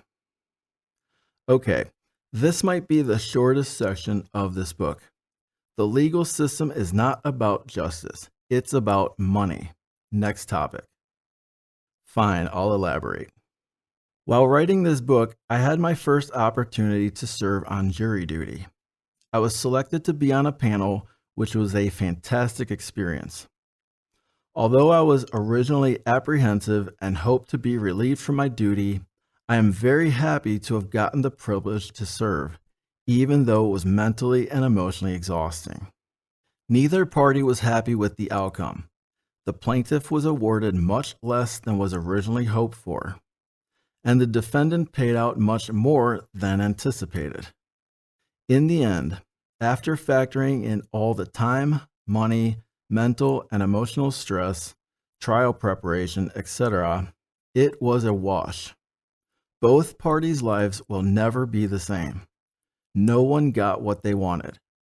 The only ones who truly benefited from the legal proceedings were the representatives of both parties, the attorneys. While the system may have been originally structured and well intended to be effective, it most definitely is not always the case. People are put in jail due to marijuana possession. And what does it accomplish? Also, people pay fines for minor traffic violations. What does that accomplish? Do those fines go to any victim? Nope. It all goes directly to the court. Does this do anything to actually help society? No.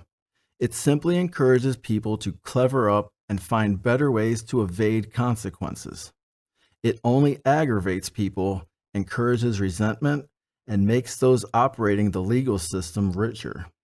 In fact, lawyers and prosecutors receive acclamations for how many cases they win, not for how many innocent people they protected.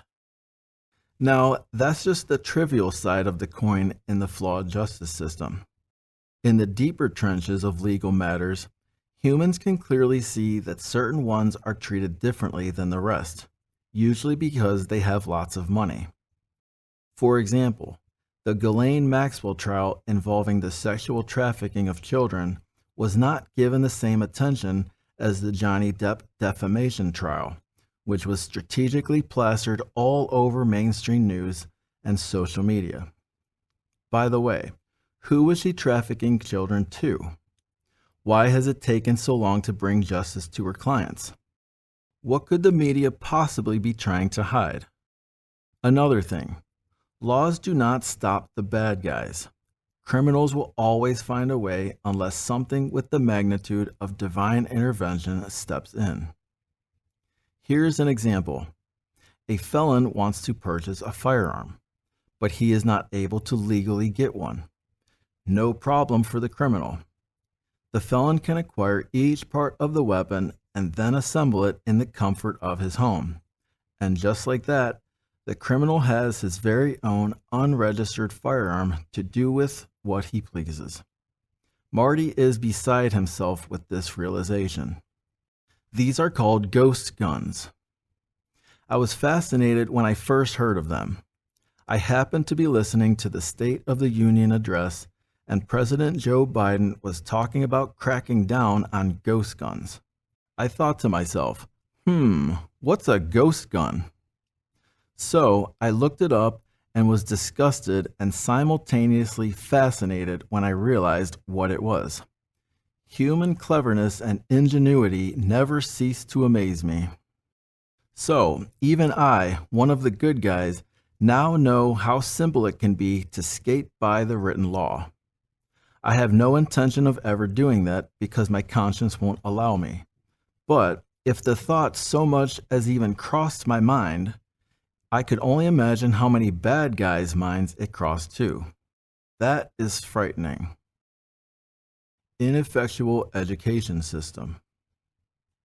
The general population of humans are not adequately taught fundamental lessons about budgeting, investing, how to file taxes, parenting, the importance of trust funds, or real health. But modern humans are taught to go into major debt paying for further education, just so they can work 40 to 50 years until they can finally sit back, relax, and then enjoy life. The public school system is not designed to educate young people how to become wealthy and successful. Keep in mind, wealth and success are not always tallied in monetary measurements. Traditional schooling revolves around a method of memorizing and testing, rather than instilling valuable skills into our youth. The modern curriculum teaches youngsters the bare minimum so they can become good employees, not self-reliant entrepreneurs. In fact, the kids are being taught by people who themselves are employees stuck in the rat race. I'm not saying CEOs should be teaching 6th grade math. I'm saying that this world is not set up for parents to properly and effectively instill values into their children so they can become productive adults. This world is designed, again, to separate families. Parents go to work. Kids go to school. This structure clearly strengthens the industrial fabric while weakening the family dynamic. Imagine how families would thrive if they implemented real-world skills and integrated basic values that are held in the Amish community, for example. Conspiracy theories. I could provide many examples of known conspiracies and their blatantly obvious inconsistencies, along with cited references. That would fill up an entire book, likely causing more debates rather than accomplishing anything productive. The purpose of this book, however, is to encourage you to ask more questions, especially why questions. My resolve is for you to decide for yourself what is credible and what is not. I want you to get in the habit of questioning things beyond how they are simply being presented to you. Remember this powerful gem. Truth does not mind being questioned. Lies do not like being challenged.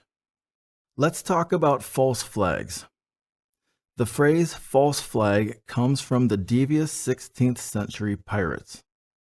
These cunning swashbucklers would raise a false, friendly flag to deceptively communicate that a friendly vessel was approaching. They would do this to confuse, disarm, and eventually blame a crime on others before they would attack their unsuspecting seafarers. Pretty clever, right? Can you think of any false flags in recent history? Here is one very well known and yet rarely talked about example: Operation Northwoods.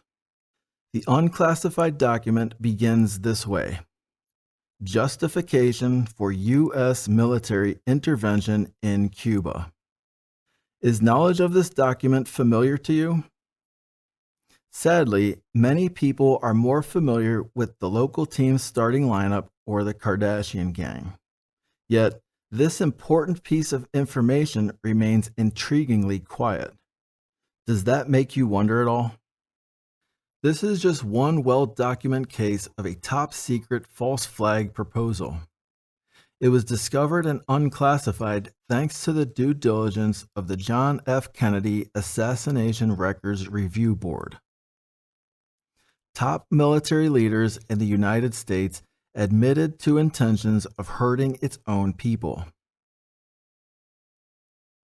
These plans were not limited to innocent civilian targets. They even included the proposal of killing U.S. military personnel. All of this just to create a ruse in an effort to gain the support of American citizens to start a war against Cuba. Do you remember how Fidel Castro was painted as the bad guy for so many years? And there was Saddam Hussein, Osama bin Laden, Kim Jong-un, Donald Trump, then Vladimir Putin, along with many, many others over the years. Who will be next?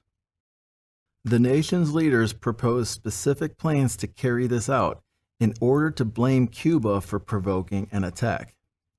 Here's a very brief timeline of the events. 1959, Fidel Castro takes power of Cuba. 1962, Operation Northwoods is proposed to President Kennedy and rejected. 1984, the top secret document is reviewed and remains hidden. 1987, Chairman of the Joint Chiefs of Staff Lyman L. Lemnitzer receives the Presidential Medal of Freedom. Footnote: the Presidential Medal of Freedom is the nation's highest civilian honor, presented to individuals who have made exemplary contributions to the prosperity, values, or security of the United States, world peace, or other significant societal, public, or private endeavors. Back to the paragraph. 1988. Lyman Lemnitzer dies after the damage is already done and before any consequence could be determined. 1992. A board is created to seek information regarding Kennedy's assassination. 1998. Documentation is released, including Operation Northwoods. Well, this raises many more questions than answers. Is this entire report even real? Why did it take so long for it to come out? Would it have ever been known had Kennedy not been assassinated? Is the admission of guilt authentic or some kind of cover-up for yet another secret operation? And what other proposed or successfully carried out operations are people still not and may never become aware of? So, for 35 years, the common knowledge of Fidel Castro is the enemy was deliberately broadcast to the masses. This inaccurate information has settled firmly into the knowledge banks of many human brains. Rectifying this falsehood is far more complicated than just saying, "my bad," and moving on from the error, actually the deliberate lie that they attempted to conceal from the public. This reminds me of forensic files, where even the most highly qualified detectives almost need to rely on pure luck to find that one unlikely clue which the criminal mistakenly overlooked in his devious plan before they can utilize scientific evidence to confirm the crime. Such an exhausting process just to reveal a nugget of truth to people. Ugh. In fact, let's briefly walk through the process. First of all, they have to find and identify some measure of reasonable suspicion from inconsistent reporting, of which there is a plethora to choose from. Usually, the people who find and share suspicious information are called conspiracy theorists. Then, there is the burden of proof, a heavy burden indeed, to actually be able to locate and produce the suspected misleading evidence because it's usually hidden very well. There is also the daunting task of obtaining a confession to the lie they told.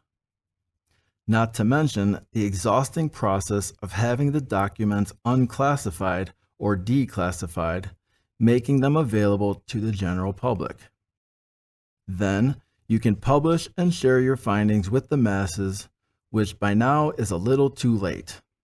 The damage has already been done. Winston Churchill's witty version of this observation goes like this: a lie gets halfway around the world before the truth has a chance to get its pants on. Do you see how time-consuming and meticulous it is having to undo devious hypocrisy rather than just living life and focusing on healthy, positive things? Many trades workers often use the phrase, "measure twice, cut once." That's because undoing and fixing errors, or in this case, deliberate acts of ill will, require an extensive amount of effort when compared to simply doing it right the first time. Who really has adequate time to intently listen, question, and verify everything? Wouldn't it be nice if we could simply put our trust in the sources that are meant to keep us informed? Again, this is eerily similar to Orwell's 1984. To paraphrase, the ones who are distracted and paying very little attention are the most easily swayed to believe even the most outrageous claims. If deliberate efforts to mislead the general public aren't purely evil, I don't know what is. That's definitely not a natural human characteristic. Or perhaps it is a natural human trait, and I've developed an excessive faith in humanity. Sure, I'll plead guilty to that charge. Known attempts like these sow seeds of doubt in people's minds. They lead many to distrust commonly known teachings that are being presented as facts. This includes even the most elementary of teachings, from the historic moon landing to the framework of the planet we live on. At this point, I'm struggling to even make eye contact with Marty as I say once again with complete embarrassment, welcome to Earth. When confirmed deceptions such as Operation Northwoods, MKUltra, and the Tuskegee Airmen become revealed, how can people truly accept the authenticity of the next story? Do you really blame people for questioning other major documented historical events when there are clearly significant inconsistencies in the reports? For example, September 11th, the assassination of John F. Kennedy, the sinking of the Titanic, the Vietnam War, the Irish potato famine, and the CIA Contra crack controversy. Since propaganda is being widely broadcast by the straight-faced media, how eager are you really to simply accept every single news report at face value? Do you see why people have major doubts regarding the credibility of the media? If you don't clearly see major inconsistencies within documented events in recent history, then I don't know how else to say you're being blatantly lied to.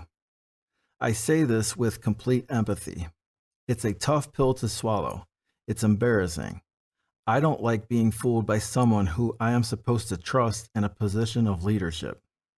I struggle with the disappointing realization that there are some with an agenda of deception who actually do not care what humans think or how they feel. I am almost certain that a natural human element has become rare, if not absent, in some among us. So, instead of blindly accepting everything they want people to believe, how about asking more questions? The news. That leads right into the next topic, the news. Have you heard this before? No news is good news.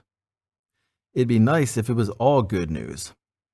For some reason, that phrase seems to bring me an inner sense of peace. However, doesn't it seem a little odd that news sources typically only want to report or broadcast something when it's bad or negative?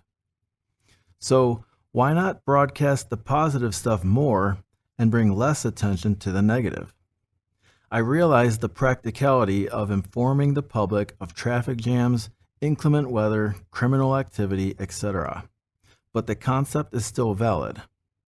Why is our attention so easily focused on all the negative stories over the positive ones? The media industry has been so well established that at designated times throughout the day, people will sit in expectation, eager to hear what recent bad stuff has happened. To paraphrase comedian Chris Porter, just once I want to turn on the news and hear them say, "Frickin' nothing." Here's something you've probably heard a few times. Up next, important news you need to hear right now. After a word from our sponsors, or when we come back from this commercial break. Well then, I suppose it wasn't nearly as urgent as they wanted me to believe it was. It sounds like the media folks just want people to stay cozied up next to the TV in their cradles so people can consume their next advertisement, telling people to ask your doctor if this pill is right for you. By the way, very slick method of urging people to sell products to their family physician. If only we could spread healthier options so smoothly. Has it become clear enough to you by now that the news has two major advantages: a massive platform and giant grenades, and they lob them into crowds of unsuspecting people? Yes, the outside forces working diligently to divide society has become clear for all to see, and any efforts to conceal the truth have become almost non-existent. Once the pin has been pulled, those talking heads can walk away safely and simply watch as humans fight amongst themselves. Ask yourself these simple questions. Do you feel like everything in the world has been told to you accurately? How confident are you that what you are being told is in your best interests? The news obviously contains a reasonable amount of truth to maintain a measure of credibility to the public. The majority of what is reported can be verified as factual. I'm okay with that. I like facts. What I'm not okay with is the teeny tiny percentage that is sneaked in with the intention of manipulating the general public. Over time, humans have become dependent on the news to stay informed of reliable and accurate information. But now, the media is clearly exposed and people can see how they're able to slip in any sort of distracting story they choose because of the trust they have already gained from the general population. They are now capable of creating any headline they like, anything from a Cuban Missile Crisis to a spy balloon from China, and they've successfully captured the public's attention, whether people believe it's true or not. The initial knee-jerk response is to believe it. That is, until we eventually open our eyes and see it for what it really is, just another thing to distract humans from something else. So, next time you see an odd and unusual news event, ask yourself, what are they trying to hide? Or what are they trying to distract us from? Some call this reading between the lines or not simply accepting everything at face value. You may not get an answer to that question, but you will start viewing their information with a new perspective that will stir up less of your emotional energy and perhaps even lower your blood pressure a bit. Here's another good thing to ask when hearing something on the news or from any other source. Is this information intended to bring me calm and peace, or is it stirring up tension and anxiety? The answer to that question will reveal everything you need to know about the source of the content. Taxes and cost of living. It's time for your favorite topic, taxes. Hope you're sitting down for this one. Give back to Caesar what is Caesar's. Matthew 22, verse 21, New International Version. That sounds reasonable, but after diving into this arranged system, it's a little unsettling to discover just how lopsided and encumbering this collection agency has become. Allow this to sink in. The majority of working people's income is taxed twice when they earn wages, through federal income tax and state income tax.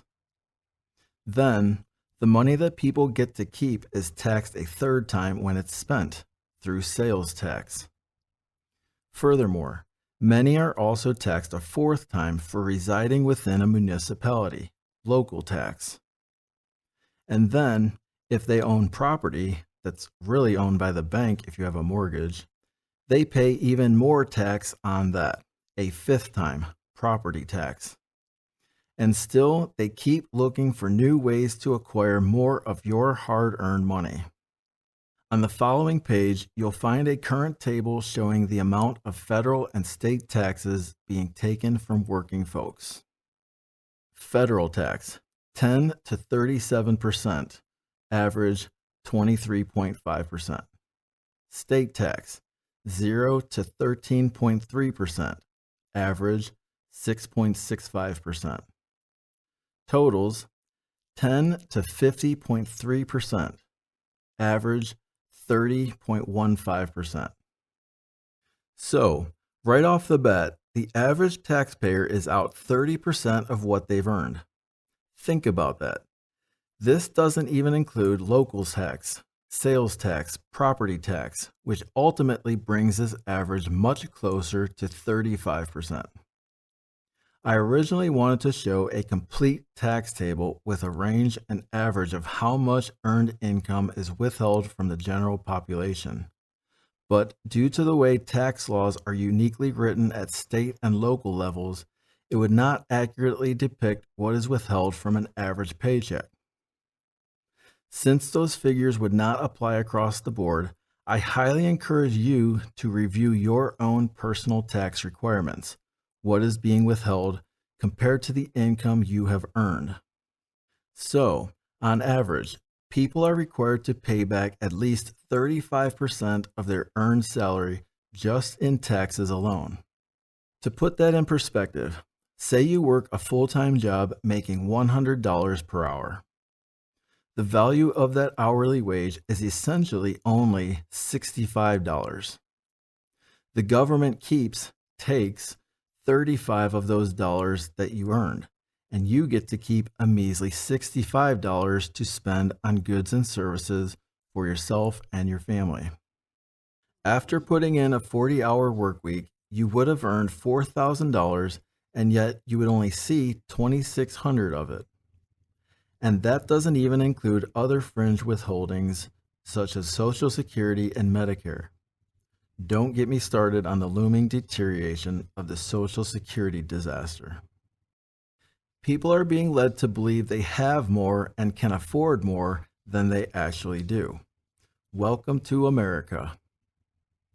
I would think the government might want to show appreciation for the people and acknowledge each one with a shiny plaque expressing its gratitude for the generous contributions made toward national operations. Looking at it through the proper lens, you will begin to understand exactly how much of your money is gone before you ever see it. The next time you consider a purchase, you may want to evaluate if the purchase is realistically affordable, necessary, and worth your hard-spent time. That's just taxes. It doesn't end there. Consider the cost people pay for protections through insurance premiums, health insurance, life insurance, home insurance, car insurance, pet insurance, travel insurance, a multitude of specialized insurances. If that sounds overwhelming, that's because it is overwhelming. Sadly, humans have become complacent toward this reality, while the system continues pressuring and lulling them to work overtime just to make ends meet. Never-ending debt. In 2022, the IRS collected over $4 trillion in tax revenue, and the United States, as of this writing, is over $33 trillion in debt. Do you think any of that $4 trillion in tax revenue went toward lowering the national debt? It couldn't have decreased it much, if at all. The government is taking far less than they are spending, and the amount they are taking is clearly absurd. Do you see a problem here? You might be asking yourself, why are they taking so much money from their citizens when they clearly aren't sufficiently fit to manage their own debt? And couldn't the government simply print more money if they wanted to? Great question. The short answer is yes, they can, and they do. And when they do, it only weakens the dollar unless it is bonded, backed, or guaranteed that the new debt will be paid off with future employable jobs to define its value. I suppose I could understand how a nation of such proportion and complexity would be a few billion dollars in debt. That would make some sense because the leaders are not exactly the savviest when it comes to spending money wisely. But we're talking about trillions of dollars here. Trillions. And not just a few trillion. 33 trillion. So, not only is the government taking a profane amount of money from the general public, but they continue tacking on to the never-ending debt which will likely never be repaid. When people request loans for a car or home, or even a credit card, they need to meet certain criteria before being approved by a bank for the transaction to go through. Financial institutions closely review a potential borrower's current debts as a major consideration. So, how is it that the government is able to continually get approved for additional funding, even more debt that will also likely never be repaid? This playing field is incredibly off balance. How is an entity that is drowning in its own debt capable of bailing out banks and corporations? The relationship between the government and the banks is highly disturbing. Furthermore, the average person in the modern world has more debt than they can reasonably handle. Will this ever get sorted out? Or will it take some kind of colossal plan or divine intervention to alleviate it all? Disproportionate taxes, the burdensome cost of living, and the growing mountain of debt continue to widen the gap between the citizens and the ones who are running the show. It's absolutely insane, and it continues getting worse. After paying rent or mortgage, utilities, groceries, maintenance, and upkeep, what is really left over? How can the average person truly afford anything? How many people realistically are happy with their financial wellness and their work-life balance? Perhaps the answer to that question helps to explain why the lottery is still running strong. A healthy balance. I am a strong proponent for working hard, fulfilling responsibilities, being honest and productive, and providing for family. But what really confounds me is the overwhelming imbalance where some are living in excessive luxury while others are struggling in poverty. This must be quite difficult for our alien friend to grasp. This is wrong. We all see it. We all know it. The Pledge of Allegiance says, with liberty, freedom from oppressive restrictions, for all. Do you believe the government genuinely holds itself to this clear and simple concept? Do you believe it honors and reciprocates toward the citizens the same way people have demonstrated heartfelt loyalty to their nation? If this perspective on tax, debt, and the cost of living doesn't upset you, inspire you to explore significant changes, or motivate you to take action, I'm pretty sure nothing will.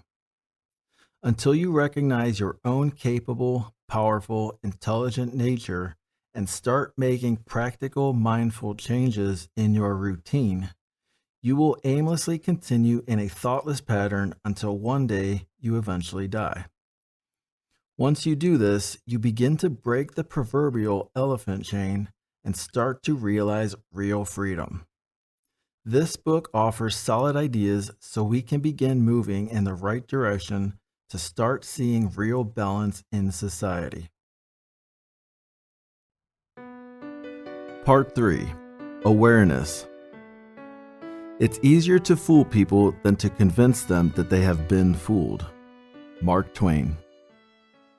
Humans are in a frantic hurry. Now that the shenanigans are out of the way, your eyes and mind have begun to open, making you ready to process the reality in this modern world. Humans are in such a hurry to grow up, to get their driver's license, to send an important text while driving, to pass judgment and jump to conclusions, to get to work, to beat the traffic light, to cross the street, sometimes without even looking both ways first. The next time you go to the grocery store, pay attention to how often people walk directly from the store and straight to their car without ever looking or caring if there is a car headed toward them. Instant gratification is more common now than ever before. People do well when they slow down. Enjoy the journey. Be present. Life is beautiful, but humans are moving so quickly that they are not seizing the wonderful opportunity to experience it properly. Time, your most valuable commodity. I'm sure at some point you've heard the phrase, spending time. That's because time has real value. Unlike the value of a dollar bill, which is pretty much backed by faith alone, time is the #1 most valuable resource to humans. One day it will run out and that's it. Game over. Many responsible people budget their money and monitor their spending habits. I like to do what I call a time budget. It's what I do to monitor my time, to make sure I do not spend or waste it on useless things. Allow me to explain. Every week, everyone gets a set amount of time, 168 hours to be exact. No one gets more, no one gets less. You cannot buy or borrow from anyone else. What you have is what you get, just like everyone else. So how do you spend that precious time? Let's take a look at a realistic modern schedule. The time budget. Sleep, 56 hours. Full-time job, 40 hours. Commute, 5 hours. Time to unwind, 2.5 hours. Personal hygiene, 7 hours. Regular exercise, 4 hours. Meal preparation, 5 hours. Housekeeping and yard work, 3 hours. TV and screen time, 14 hours. Footnote: some sources say people are spending as much as 35 hours of screen time each week. The 7 Habits of Highly Effective People by Stephen R. Covey. This realistic modern schedule already consumes over 136 hours of your precious time. Just over 31 hours remain. What do you do with that time? Time with kids, 14 hours. Time with friends, 2 hours. Time with family, 2 hours. Time for your hobby, 3.5 hours. Work an extra shift, 9 hours. This model of a modern schedule seizes a total of 167 hours, leaving just 1 hour of the most valuable commodity to spare. That's 1 hour to play video games, go to a place of worship, walk your dog, read a book, or do something else you find interesting. What does your time budget look like? Do you feel like you spend adequate time with the people and things you care about most? If so, you have been extraordinarily blessed. You are one of the rare fortunate ones, and I'm sincerely happy for you. For the rest, that remaining hour is incredibly precious. And that doesn't include all the driving required to take your kids to soccer practice, or the time spent shopping for groceries and home supplies, or going to doctor appointments that you may have to squeeze into your busy schedule. You might occasionally have to sacrifice some of your precious sleep time to facilitate these responsibilities.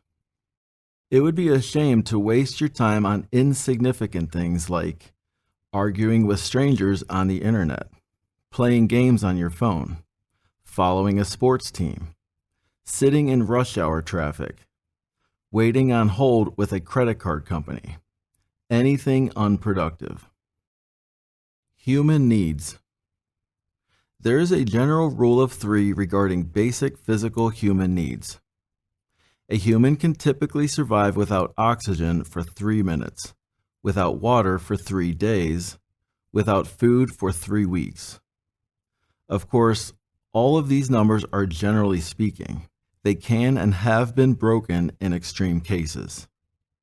Oxygen is not a critical concern right now, at least not pertinent to the message in this particular book.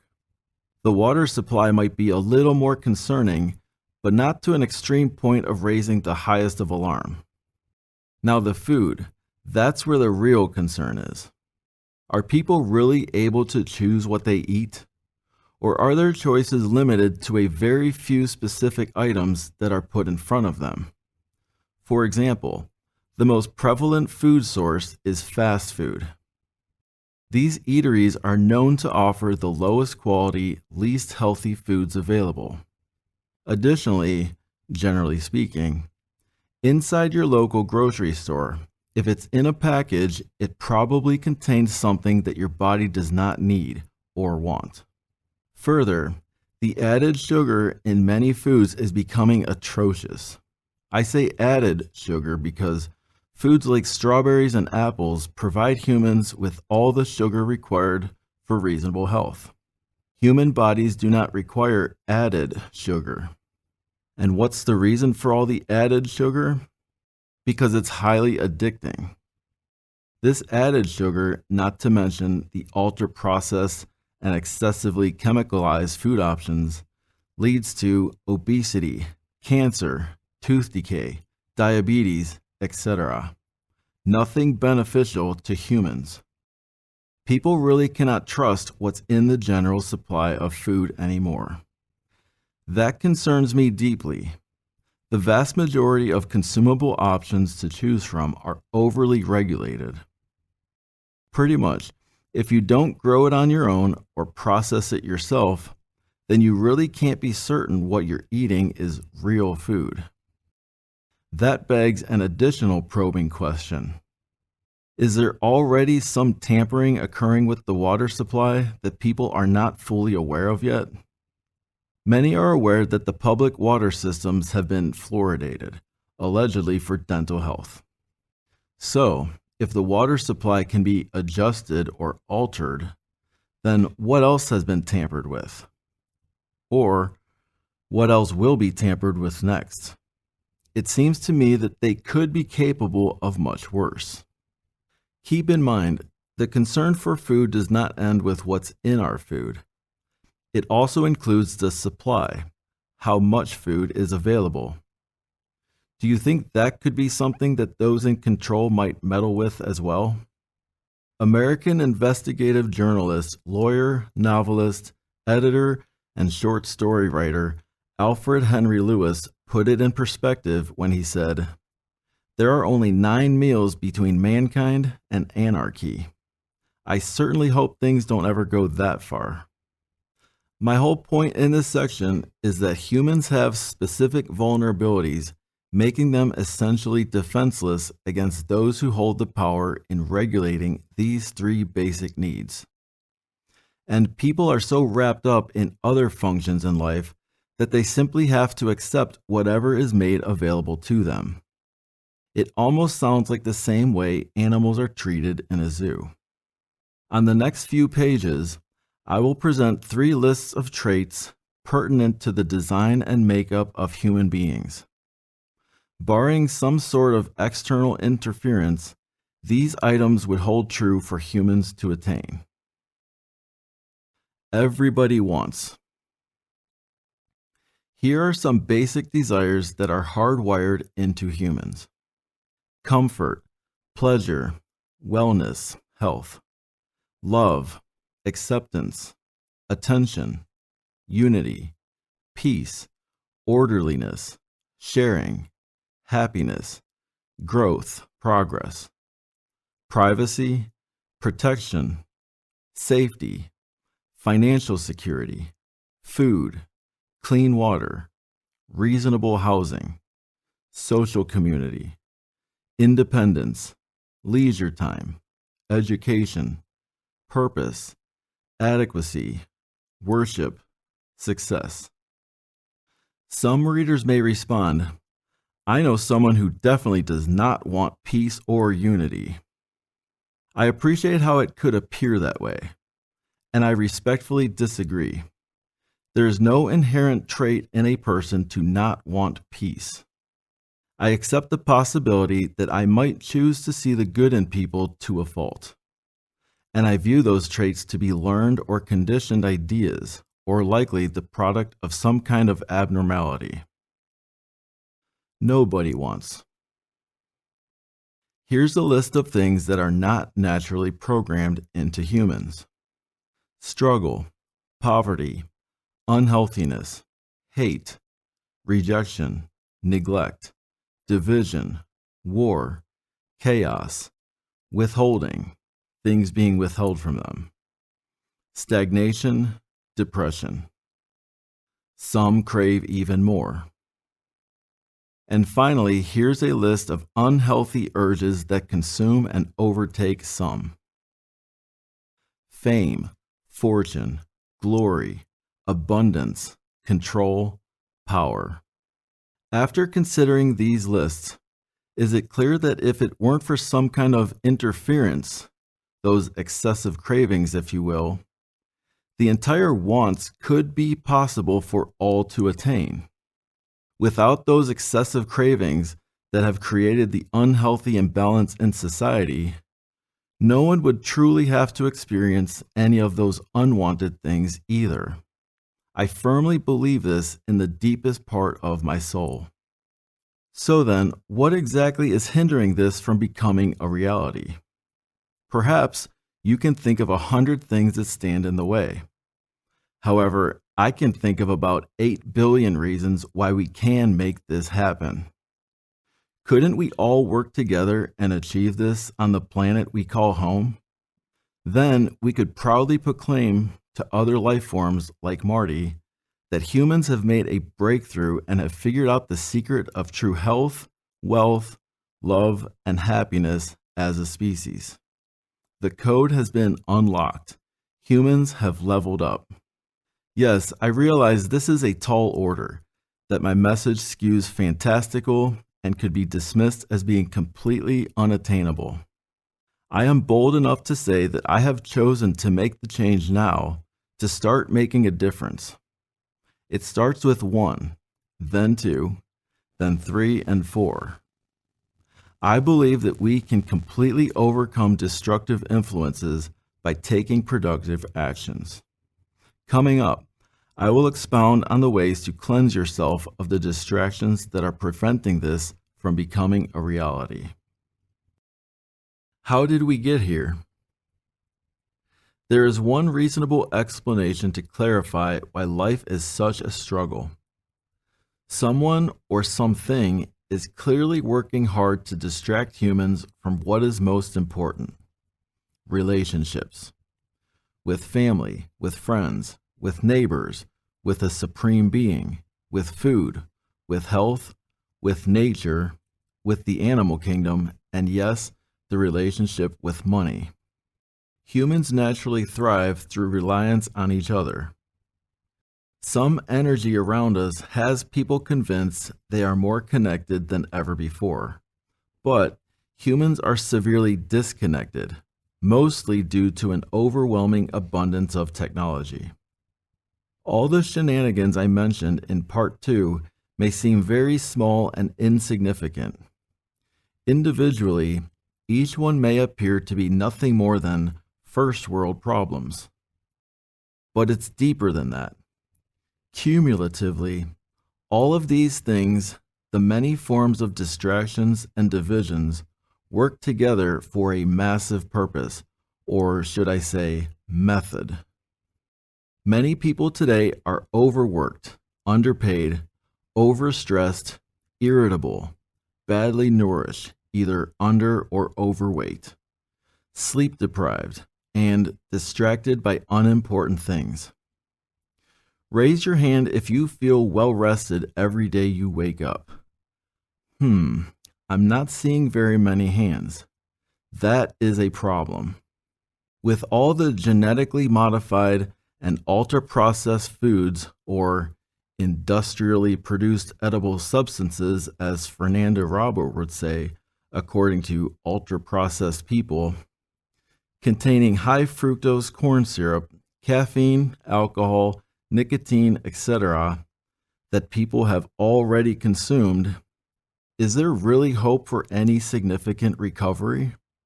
Too many are obsessed with a perceived need for agreement and/or being right, thinking, if we don't agree, then we can't be friends. Rather than choosing to engage in effective communication with each other, many are quick to write people off simply because they do not share the same viewpoint. This kind of thinking is becoming much more prevalent as time goes on. It's almost as if some sort of external influence is desperately trying to apply more pressure to divide humans and making little effort trying to conceal their underlying intentions. The imbalance in this world has become incredible. Things can definitely be spread out more evenly, as I mentioned earlier. And no, I do not believe in the Robin Hood concept of simply taking from the rich and giving to the poor. People need to be productive members in society if they want to experience the satisfaction that comes with knowing their contribution was meaningful and they made a difference. This also leads to a deeper appreciation of the things they have earned. There is a way to achieve a teamwork mentality throughout humanity. Right now is an excellent time to get the conversation started and work towards solutions. As I mentioned in the beginning of this book, each minor solution, just like a drop in the bucket, might seem like nothing, but over time, they can have a major impact. This goes both ways. If you are aware of even some of the many shenanigans around us, you may feel a sense of urgency to make some changes in your life, like I did, or to spread awareness, like I'm currently doing. If something doesn't change soon, it will only get worse. Yes, I do believe this is an uphill battle. People are fighting against invisible and unknown forces, personal inner demons, and each other. It seems like humans are finding themselves really off course and starting to realize they are in unfamiliar territory. It would be wise now to set aside any inhibiting pride and simply stop to ask for some directions. Humans definitely can get back on track. It is not impossible. It just requires a ton of conscious adjustments. Not all at once, but one day at a time. People can make simple conscious changes to pick themselves up, brush themselves off, regain their bearings, and get back on track into a meaningful and fulfilling direction. Learn from the animal kingdom. Of all earthly species, the most cerebral have become the most civilized and advanced, and yet they still have the most complicated problems. Isn't it fascinating how well the lesser life forms are doing? It seems like they're achieving far more outstanding successes in most areas that humans are struggling in. The following statistics in the animal kingdom are impressively low. Suicide, nearly 0%. Addiction, 0%, unless you count catnip. Depression, 0% that I'm aware of. Medical expenses, 0%. Broken families, 0%. Divorce, 0%. Cost of living, 0%. Crime. Perhaps theft and murder remain issues among the uncivilized rascals. The animals don't even have a formal spoken language. How is it they are achieving such marvelous results like these? They don't have large rooms filled with thick, leather-bound books with all the rules and laws they must adhere to. If only humans could go back to a simpler culture, maybe some of these things would begin to get under control. House pets do not have a daily itinerary. The wildlife in the forest do not schedule their activities. They just live. So, how did people get to be so overly structured with all these things they have to do? I get it. The car is not going to wash itself. And yes, there are important responsibilities that require attention, care, and upkeep. Where does this list end? When do humans just start living? Just live your life. Some are working overtime just so they can afford that new washer-dryer combo, or pay the babysitter or the house cleaner. Or they're saving up for that trip they deserve but have been putting off, or to buy that electric vehicle they've been thinking about. Or maybe they're simply trying to make ends meet by filling the tank with gasoline or pay those never-ending bills. Why is it people still can't answer the simple question, what is the purpose of life? The purpose of football is simple. Score touchdowns and don't get hurt so that you can score more touchdowns next week. Everything has a purpose. The roof above your home has a purpose. The yellow line on the road has a purpose. The cap on the milk jug has a purpose. Even trash bins have a purpose. Why is the human purpose still so incredibly unclear? The purpose for being goes beyond simply working, sleeping, eating, pooping, and dying. Human beings are here to be. But how many are truly being something that they genuinely enjoy? How did we become so obsessed with the concept of living for the weekend? Humans should be living every single day. Life is a blessing, and this modern world seems to blatantly disrespect the sacred gift from our Creator. I look forward to the day when the answer to "What's on your to-do list today?" is simply live. That's all, just live. Once people begin to view life, namely time, the most valuable resource, as a precious gift, everything changes. Humans will start slowing down, appreciating everything and one another more. The fog starts to lift, and your purpose becomes more visible: to live. A rattlesnake in the room.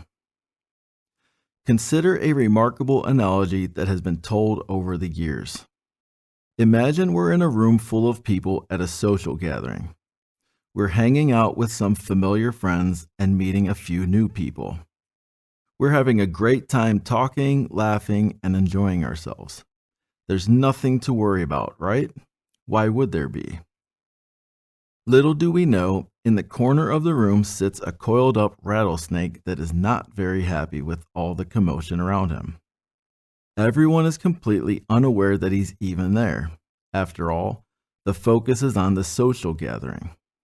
As I walk across the room, I begin to notice a really faint rattling sound coming from the corner. I figure it's probably nothing serious, maybe just something wrong with the light fixture or something. So I continue without a second thought.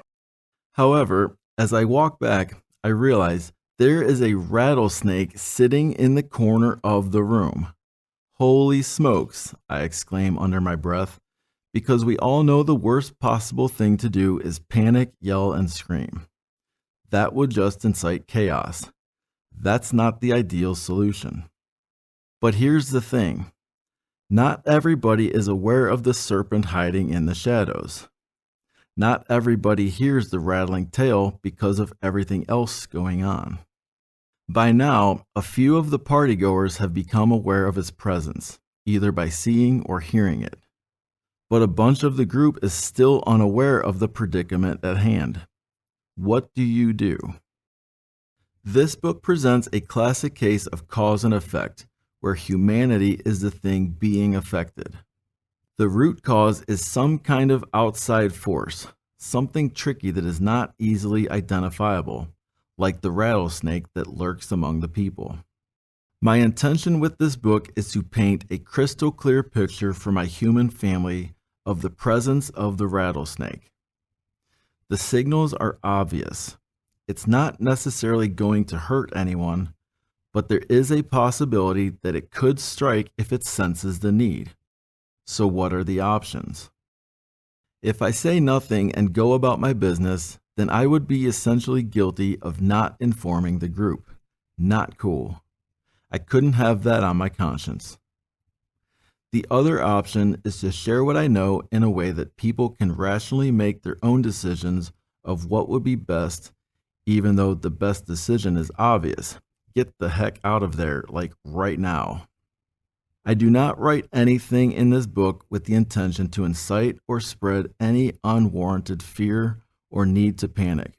In fact, I don't believe humans should be afraid of the current predicament. Anyone who knows me is aware that I have a de-escalating effect on tense situations. I'm the one who usually calms things down when others are hyped up. Once again, I am not intending to rile anyone up. I am simply identifying a situation. especially to those who are completely oblivious to it. Remember those outfielders from the Little League story earlier in this book? I'm sincerely hoping, and one could argue unwittingly optimistic to a fault, that people can de-escalate the imminent predicament in society. Only once the problem is recognized can something actually be done to fix it. Are you on board? Have I made it clear that I'm looking out for the best interests of humans, for you, and animals, and why not, the best interests of extraterrestrials like our friend Marty too? Do you have what it takes? I know you do. What can you do? Humans root for their own kind on small scales. How do I mean? People cheer for their school, their city, their family, their home team, their country, their political stance, their religious views, etc. People support their own kind on a small scale when they proudly display T-shirts saying, "I love my city," sweaters embroidered with their family crest, ball caps with their beloved team's logo, hoodies of the school they attended, jewelry symbolizing their spiritual views, lapel pins representing their born nationality, stickers aligning with their political stance. I ask, why don't people cheer for their own kind on a larger scale? I mean, really support their own kind, their entire kind, no matter where they were born, how old they are, their current financial or social status, their skin color, or their personally held beliefs. When do humans stop and root for the human race? Humans still seem to struggle with the concept of, can't we all just get along? And even, all we need is love. Imagine if people spent more of their invaluable time and energy focusing on things that actually matter. For instance, family, health, their communities, compassion, forgiveness, and the leisure of simply being.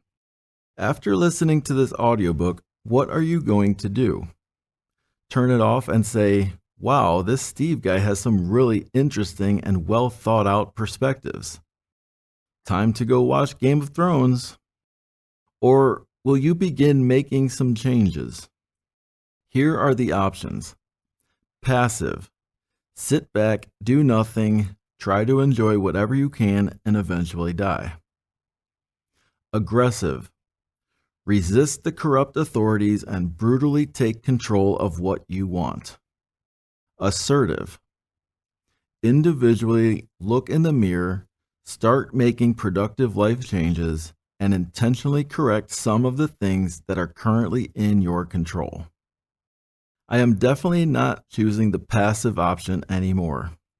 And aggressive really isn't my style. It might work for some, but I'll save the aggressive approach as a last-ditch effort after all the other options have been exhausted. I am choosing the assertive option. Remember, there's no pressure to change everything all at once. If you change just one habit each month for 12 months, you can change 12 habits in a year. That's pretty significant when you look at it that way. Take it one day at a time. Slow and steady wins the race.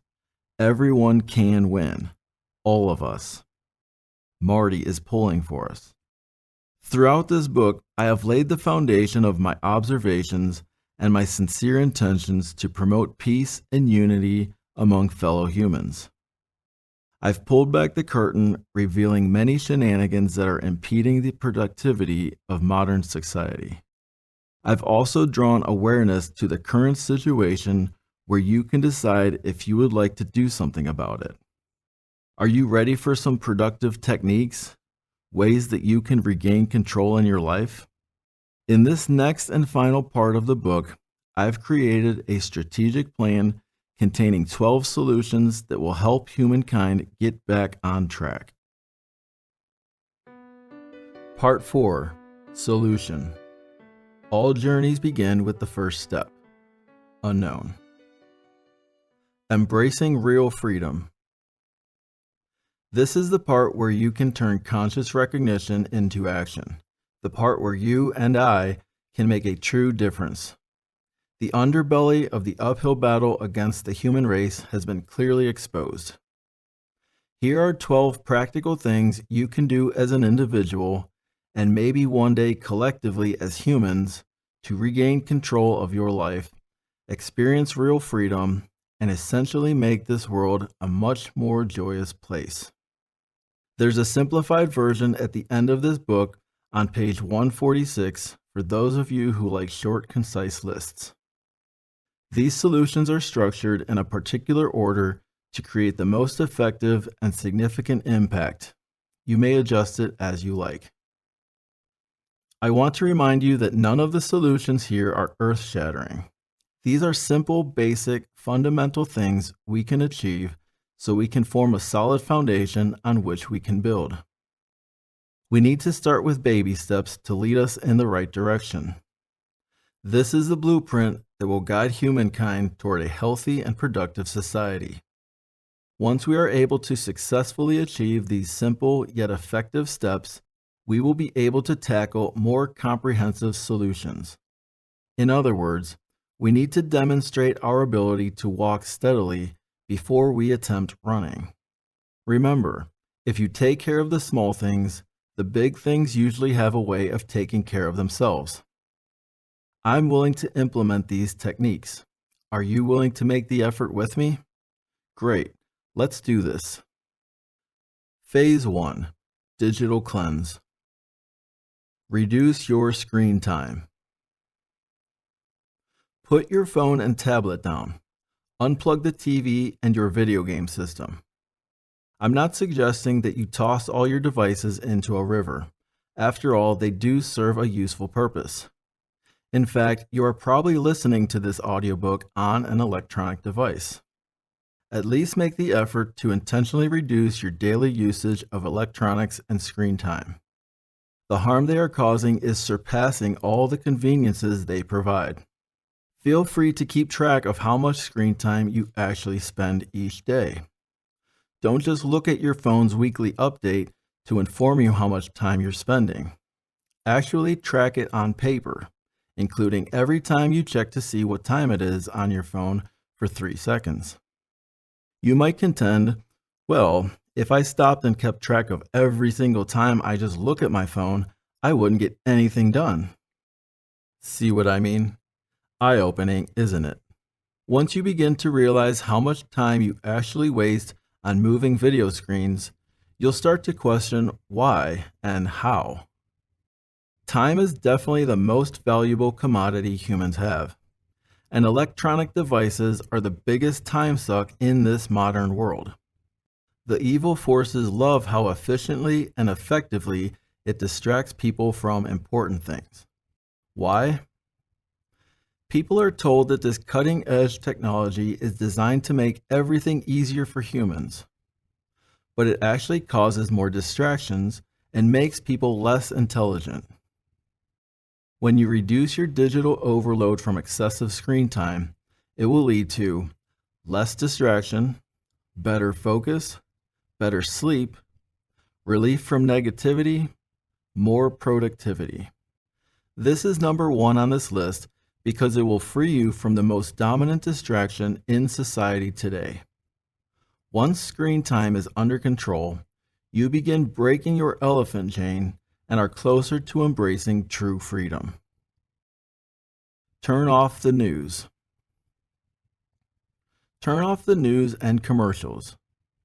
This almost goes hand in hand with number 1, since the source of news is primarily electronically based. I understand it may be difficult to untether yourself from your cherished handheld device, and that's okay. Every person is on their own journey, and each travels at their own pace. If you require a little more assistance to help you break free from your cell phone addiction, I highly recommend the book How to Break Up with Your Phone by Catherine Price, available on audiobook for those with a busy lifestyle. If nothing else, For heaven's sake, turn off the news and those badgering commercials. They are specifically designed to infiltrate your mind and manipulate you into doing whatever it is they want you to do. Buy this diamond for your sweetheart. Watch this TV show tonight. Hate this particular person or group. Switch to this home and auto insurance bundle.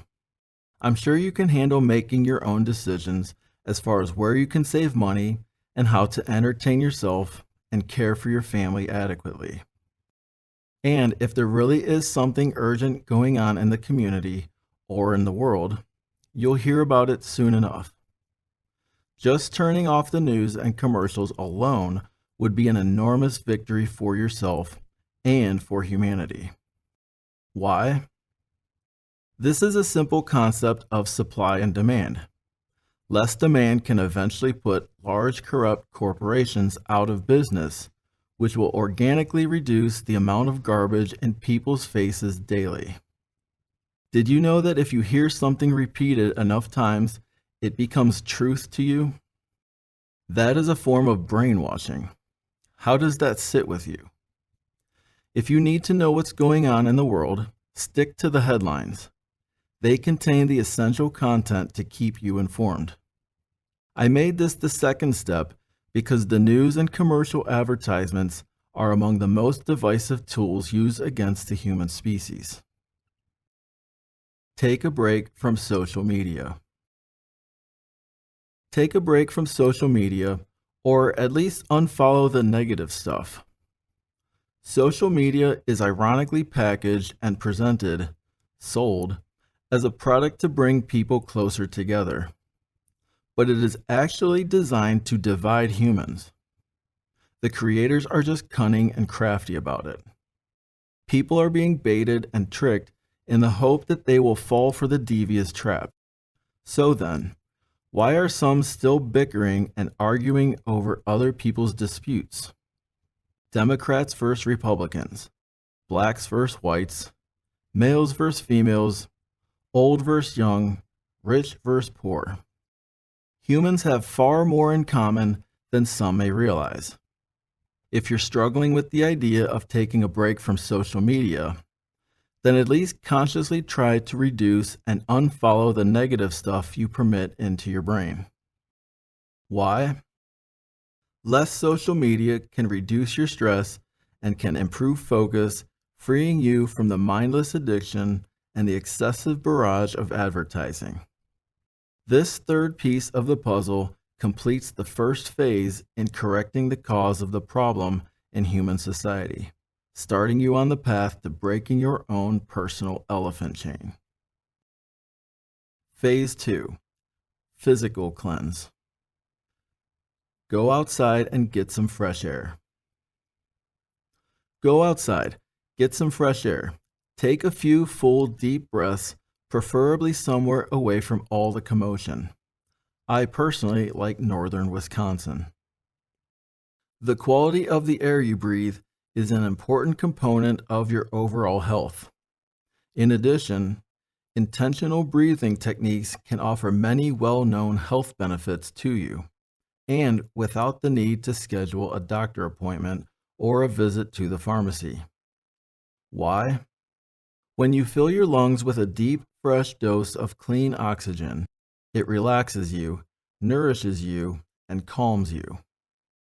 It's also good for relieving pain, improving immunity, lowering blood pressure, and increasing overall energy. This is what the world needs now more than ever. Just go outside and do this. You'll be glad you did. Prepare your own meals. Be mindful of your diet. Make it a priority. Your health is not the responsibility of the government. It's your responsibility. Take ownership for what you decide to put into your body, plain and simple. You only get one body. Eat according to your goals. Put in the effort that's required to make your body perform at its highest level. Your body is a complex machine just like a car. You wouldn't let your vehicle fall apart because you didn't make an effort to take proper care of it. Sadly, some people do, but this is a topic for another discussion. So why do that to your own wonderfully designed human body? Many health professionals agree that making changes in your diet can drastically improve your health without medication. For example, changing your diet has been proven to cure certain types of diabetes. Just eat real food. Maybe start by replacing one candy bar with an apple this week. Garbage in, garbage out. Imagine that. Additionally, since you have fewer distractions in your life, you now have more time to educate yourself on real food. Why? I know I didn't put this number 1, but this is where everything starts. This is where the dominoes of success begin to fall in order. When people put junk food inside their bodies, they feel sluggish, lazy, tired, unmotivated, and unambitious. Some often just want to sit on the couch and watch TV, which includes commercials and the news. Are you surprised by that? And then they put even more junk inside their bodies. How can anyone expect to want to do better for the day? Why bother getting off the couch? Why bother going to the gym? Again, this is where well-being and vitality begin. People's individual lives are shaped by the decisions they make. This is a productive way to get started on the path to success. Take control of your life and embrace true freedom. Health is wealth. Be more active. This one is not to be confused with step number 4, going outside and getting some fresh air. That step involves filling your lungs with a fresh dose of oxygen. It's meant to relax, nourish, and calm you down. But the physical exercise I'm referring to now is meant to invigorate you, to increase your heart rate, to stretch your muscles, to get your blood pumping efficiently to your entire body, and to keep your body moving. Be active. Go for a walk or a bike ride. Join a softball or volleyball league. Do some yoga or hit the weights at the gym. Whatever works for you. Human bodies are designed to move and be challenged. Sure, it might take a little effort to get motivated and over that initial hump. But once you've started, your body will thank you, and you'll be even more motivated to keep going the next day. It only gets easier the more consistent you are. You don't have to be great to start, but you do have to start to be great. This is one of the best ways to stay young. Another way is laughter, so make sure you don't take life too seriously. Why? This is basically part 2 of number 5 because it goes hand in hand with caring for your health. Actually, these two should probably be number 1 and number 2 on this list because everything starts with your health. Nevertheless, I created this list in a particular order so that the dominoes would fall as smoothly as possible. I put the most significant, impactful, and effective ones first because if you can't or don't reduce your oppression from digital devices 1 through 3, these next ones are probably going to be much more difficult to accomplish. This is an additional part of overall wellness. If you keep moving, you will feel better. Phase 3, Emotional Cleanse. If you've made it to Phase 3, congratulations. I am proud of you. Your fortitude does not go unnoticed. This world is designed to make these steps seem more challenging than they really are, and your commitment says a lot about your character. Talk to people. Talk to people. Chat up your neighbors, your family members, your friends, and even people outside your clique. Talk to the people you perceive as different from you. Engage more often. Have real conversations with real people. And instead of just talking to them, try actively listening to them and hearing what they have to say. Don't blindly accept everything the talking heads on TV want you to believe. You may be surprised to find out people don't hate each other as much as it's being portrayed. Why?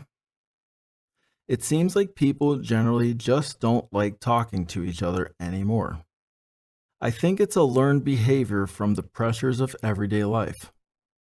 Having real conversations with each other will clear up many distorted preconceptions people have acquired over the years. Just imagine how society could improve with less digital interaction and more personal connection. Count your blessings. Intentionally seek out and acknowledge some of the many things that make you feel grateful. There's always something to be thankful for. I seriously wonder why humans don't naturally do this more often. I realize people tend to focus on the negatives, so some may have to work a little harder to express gratitude. But how hard would it be to take 2 to 5 minutes every day to reflect on all the good things that most take for granted? Here's a little exercise that helped me. Keep a journal called A Book of Gratitude. Write down all the things the Creator has given you and blessed you with. It could be as simple as, you woke up today.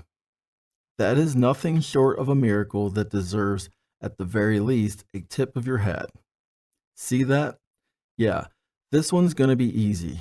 You just have to make sure you do it. Your book should fill up really fast. Why? If you focus on the positives, it can breed even more positivity. It's like a muscle you can train. Although some may feel naturally inclined to be negative, that doesn't mean they can't work to become more positive. Positive people take actions that bring on positive results. Once you have made progress and start seeing 1 or 2 positive results, it brings an inner peace that cannot be taken away. Pray for your enemies. Perhaps enemy may be an extreme word choice, but when was the last time you prayed for somebody who has wronged you? If you haven't tried it recently or ever, I recommend at least giving it a shot and allow yourself to experience what it does for you. You might be surprised by the result. And if praying isn't something you do, you can intellectually wish them well or send out good vibes. This is one of the toughest ones on this list, which is why I put it toward the end. But you're tougher than you think, so there's no doubt in my mind that you can handle it. And once you survive the experience, realize how strong you really are, and you're in the habit, it will get easier and will wondrously reduce the emotional burden of holding on to your anger off your shoulders. Why? You really can't go wrong with this one.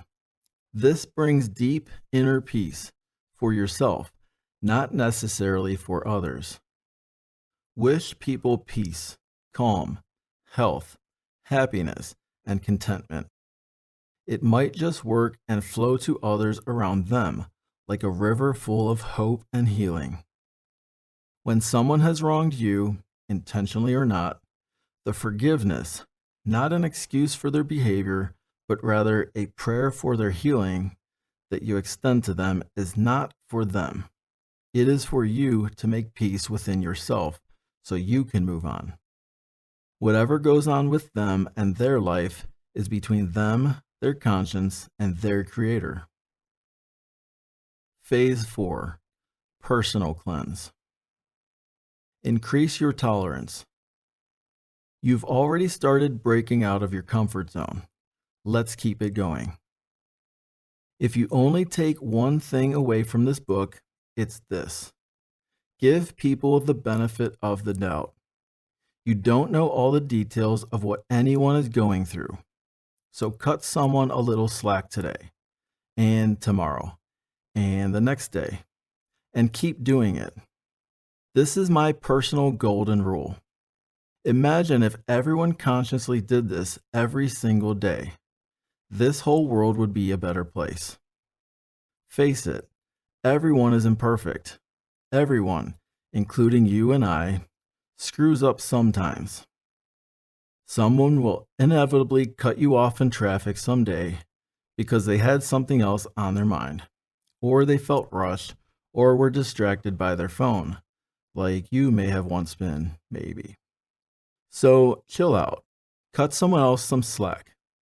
Everybody wins this one. How proud would our alien friend Marty be if everyone made the effort? Why? Think about the domino effect this would have if all humans did this. It could take over the entire world. I'm not suggesting never speaking up when there's a situation that needs correcting. That would be a little ridiculous. I'm simply saying to chill out a bit and accept the fact that all are imperfect and make mistakes. I'm sure you don't appreciate every single minor error you make being pointed out and thrown in your face. It really doesn't help anything. And other humans' errors and mistakes don't all need to be addressed and thrown in their faces either. Choose your battles wisely. Don't stress over little things.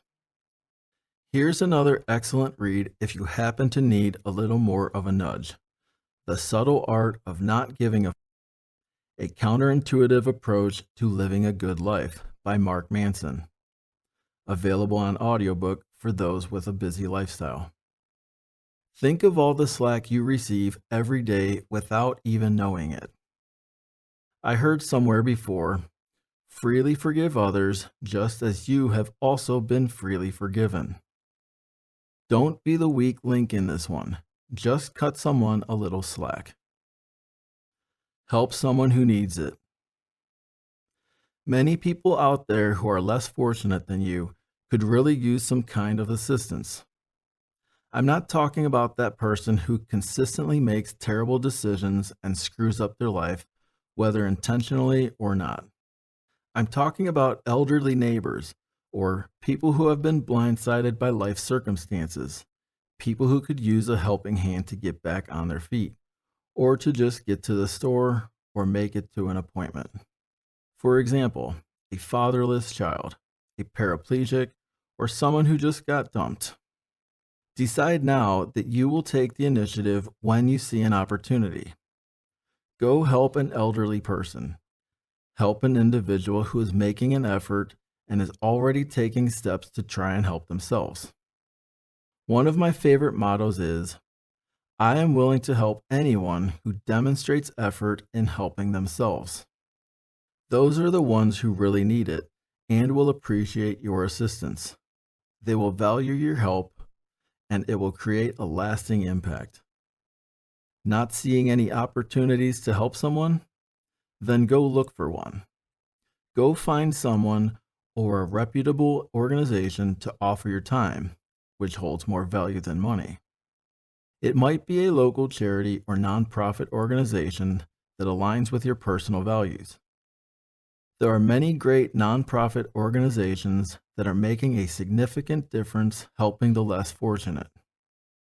Don't just go with a well-known organization merely because you heard a celebrity mention them once. Find one that speaks to your soul. Why? Remember, one day you are going to need some help too. And while that should not be your primary motivation, it still puts things into a healthy perspective. Also, the point of this entire book is Team Humans. Humans are a family, like it or not. Go help someone. It's a well-known fact there is more happiness in giving than there is in receiving. So, you want to be happy? Go ahead and lend a helping hand. Our alien friend Marty will be proud of you. Live beneath your means. Simplify your life and start living beneath your means. This one's somewhat complex because you might say, well, I'm already struggling to make ends meet and currently living beneath my means. I feel you. I certainly don't want you to deprive yourself of your needs or a few reasonable wants. Additionally, if you don't have time or energy to care for yourself, your family, or your health, then you could be in the wrong line of work.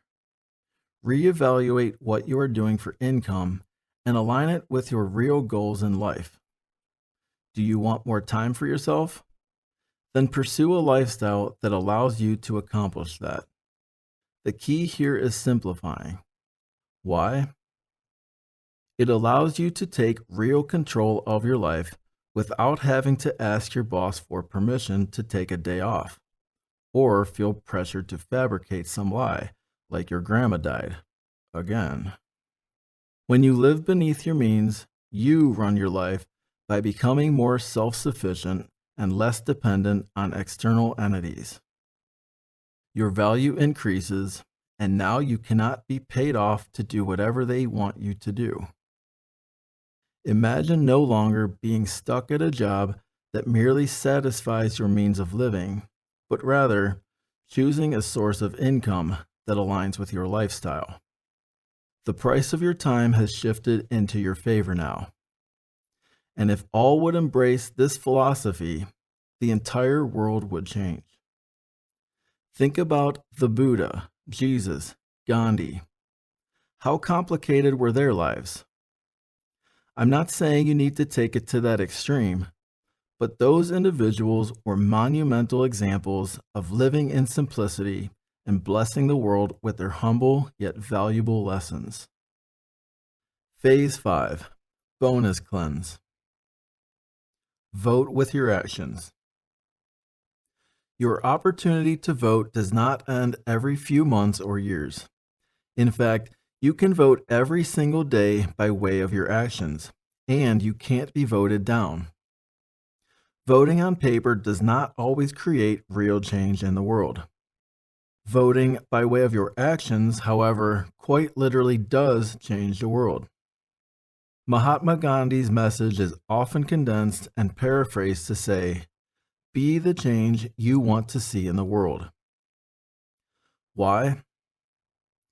Don't rely on the fairy tale that the only way you can make a difference is at the polls every few years. The fact is, you can make a difference every day by the choices you make. Yes, your choices and actions will affect other people, and you will start seeing a difference. There you go. 12, actually 13, things you can do to take back control of your life and vastly improve the world you live in. So, if you break that down and make an effort to change just one thing each month, you can change 12 things in 1 year. And imagine if all humans did that, about 8 billion as of this writing, this entire species could be changed in just 1 year. Imagine what that would look like. Fewer distractions from outside influences and more control within yourself. Living happier and healthier, with more energy and purpose. Unselfishly helping others while maintaining an attitude of gratitude. Being more open-minded, freedom from empty stressors, and a slowness to jump to irrational conclusions. Sounds like a lot, right? Well, it definitely is possible. Rather than embarking on changing the entire world, let's first strive to make changes in ourselves. We can only do our own part. Glenn Ballard and Saida Garrett wrote the famous lyric and said it perfectly. If you want to make the world a better place, take a look at yourself and then make a change. Notice, I did not mention anything specific about personal vices like smoking, gambling, hard drugs, or alcohol. Why? Because these are not problems. These are symptoms, side effects, if you will. These can and will be corrected once people achieve the steps in the previous phases of the solution. People are simply trying to hide from or numb the pain they're currently in. And I honestly can't say that I blame them. Not at all. These might currently be harmful addictions that are difficult for some to control. I'm not telling you how to live your life, but when you realize how wonderful this world can be, you might not need those crutches to help you get through the day so much. Think about it. Why would anyone want to escape if this world was already as wonderful as you could possibly imagine? People love finding ways to escape their pain simply as a coping mechanism to make it through or survive this exhausting and demanding life in the modern world. Once you have gained control of the root of the problem, you become less dependent on these vices and begin to take back real freedom. Also, imagine the many health problems that could become eradicated as a fringe benefit just by eating better foods, being more active, etc. Finding ways to reduce stress levels leads to significant improvements in overall health. You may already be in the habit of doing one or a few of these things already, and that's great. Try picking another one, and remember, you're not trying to change these all at once. That could easily backfire. Just make an effort to tackle one new thing each month. Again, these do not necessarily need to be done in any specific order. But if you do them in order, you will see just how profound of a domino effect it could have. The domino effect. Okay, so let's line up these dominoes and see how they fall. Domino number 1. First, you are spending less time on your phone, tablet, TV, and video games, and now you're less distracted and able to pay more attention and are more alert to things that actually matter to you. Domino number 2. Then you turn off the news and commercials, which reduces your emotional attachment to any propaganda the talking heads are attempting to put into your head, which also happens to lower your blood pressure. Domino number 3. Now you have eliminated your negative social media addiction, which frees up your attention even more, encouraging you to spend more time doing the things you really care about and want to accomplish. Domino number 4. Now that you are getting outside into the fresh air, you're beginning to allow yourself to clear your mind and cleanse your body, making you more receptive to things that are important to you. Domino number 5. Now, combine that with a healthy, balanced diet, which gives you real energy and ambition without relying on unnecessary medications. Domino number 6. Along with some exercise that expands your lungs, gets your heart beating, while invigorating you just by moving around a little bit. Domino number 7. Likely, you'll actually want to talk to people more and have real interactions with others, which strengthens your community, which is what humans are all about. Did you notice the unity in community? Domino number 8. So how can you not count your blessings now that the fog has lifted and you can breathe more easily now that the tension has eased? Domino number 9. And now you have no qualms sending well wishes to those who may have wronged you, lifting any burden of holding a grudge. After all, you've likely wronged someone before, and hopefully they're listening to this audiobook too, and they might just cut you a little slack as well. Domino number 10. Now, maybe you'll actually want to cut somebody some slack because you're not as tightly wound or stressed out as you once were. Domino number 11. Not only are you willing, but you're also able to go help someone who needs it because you want to. After all, this is a community and people take care of each other, right? Domino number 12. You're living a more simplified life, which reduces unnecessary pressure to perform at work just to pay the bills and barely scrape by. There you have it. Are you able to visualize how effortlessly these dominoes fall into each other and how large of an impact they could have? Well, it's not exactly effortless, but this is a method that works beautifully once you decide to take control of your life and claim your own personal freedom. Humans can easily break their elephant chain if they want.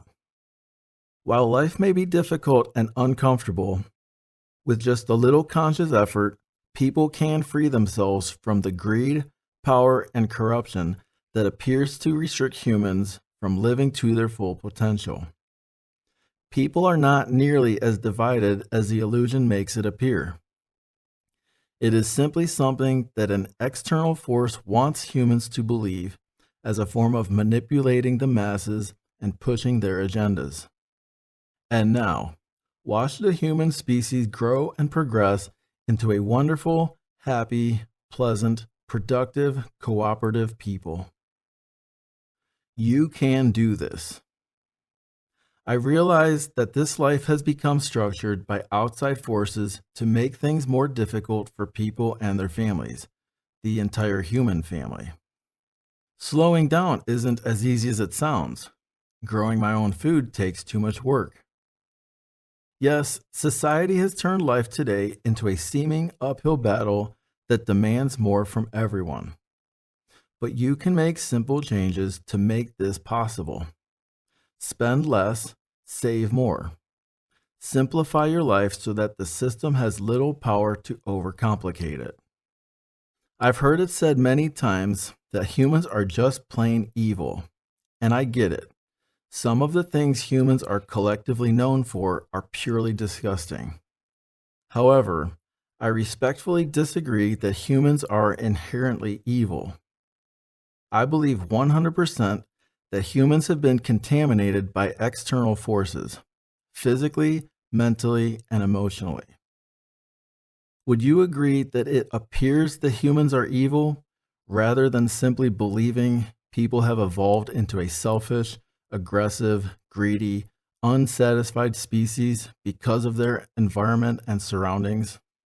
Have you ever seen an animal, typically a pet, that was mistreated and thought, wow, that dog is vicious? Or has it become aggressive, ferocious, and dangerous over time because of its environment and how it was raised? There is definitely a negative force that humans are essentially fighting against. Most of the time, people are completely unaware of its presence, just like the rattlesnake that was discovered at the social gathering. There are so many things out there trying to get inside people's homes and minds, hearts, and bodies, working to keep humans distracted from important things. Think about it. What are the things that are truly important to you? Can you rattle off your personal list of priorities? Family, friends, health, money, worship, pleasure, leisure, hobbies. Does it look something like that? Then why are people putting their jobs in the number one spot and their health and family at the bottom? Everybody can win. You can win. Your family can win. Your friends can win. Your neighbors can win. And yes, even those pesky enemies of yours can also win.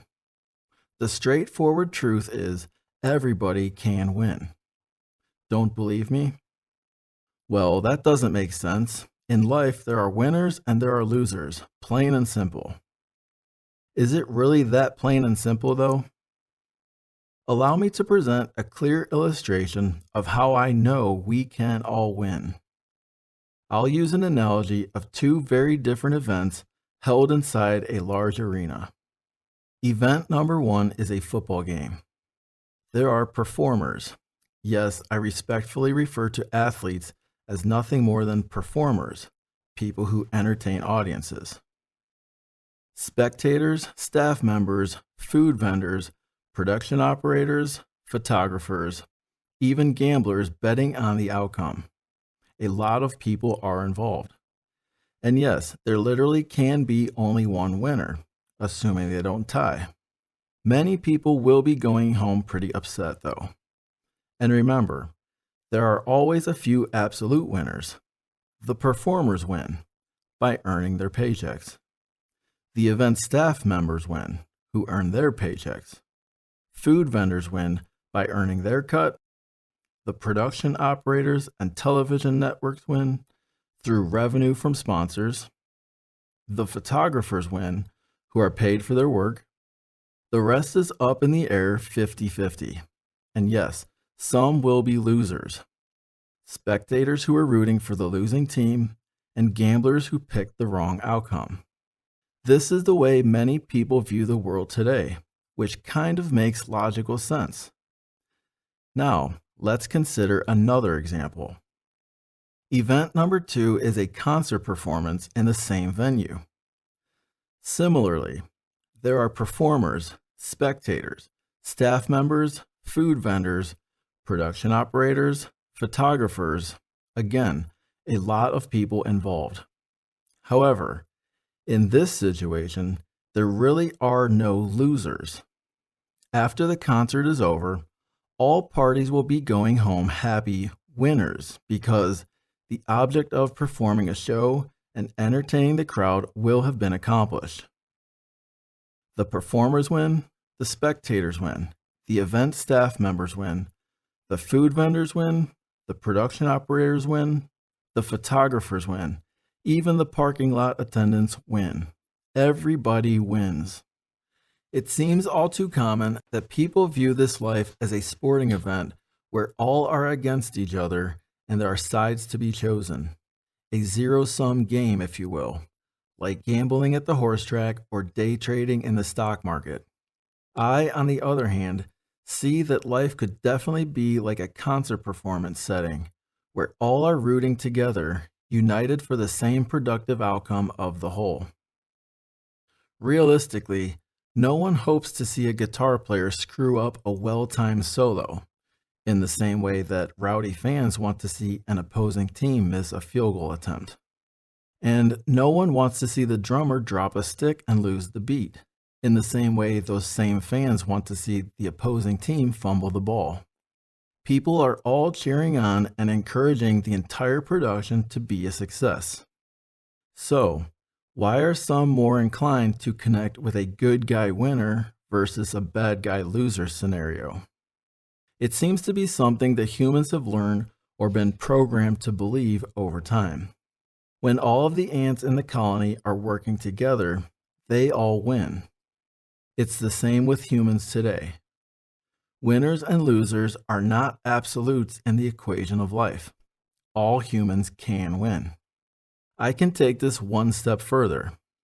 Even if you prefer the sporting event mentality, are you able to see how the offense, defense, and even the coaching staff could all work together to achieve one common goal?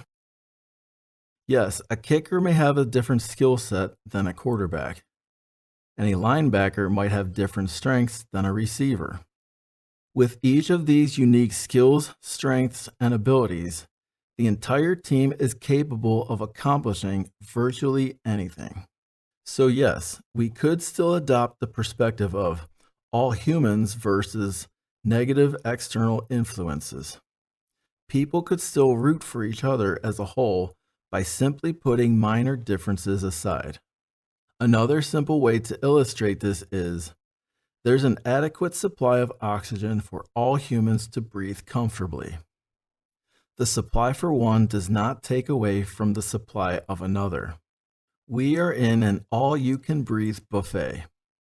In the same sense, all humans can realistically have all of their needs met without limiting any needs of a fellow human family member. This is a perfect example of true balance. This is the mentality that will allow the entire human species to achieve real freedom. Conclusion. Okay, so let's try this again. Marty and his peaceful alien friends show up for a visit to observe the human race and learn about their culture. Humans are standing by, eager to greet the alien visitors upon their arrival, unlike the initial encounter where they were distracted and barely even acknowledged Marty's presence. The humans begin with a heartfelt, "Greetings, galactic travelers. We humans are proud of ourselves and our culture, and we'd love to share our ways and experiences with you. We are pretty awesome. We believe you are as well. We can't wait to show you how we all operate together and get along as a productive species. We don't rush. We remain calm, content, peaceful, and happy. We don't know everything about our purpose, but we do our best to learn, grow, help each other, and progress toward better things. We eat high-quality food and have cleansed ourselves of all addictive, toxic junk foods.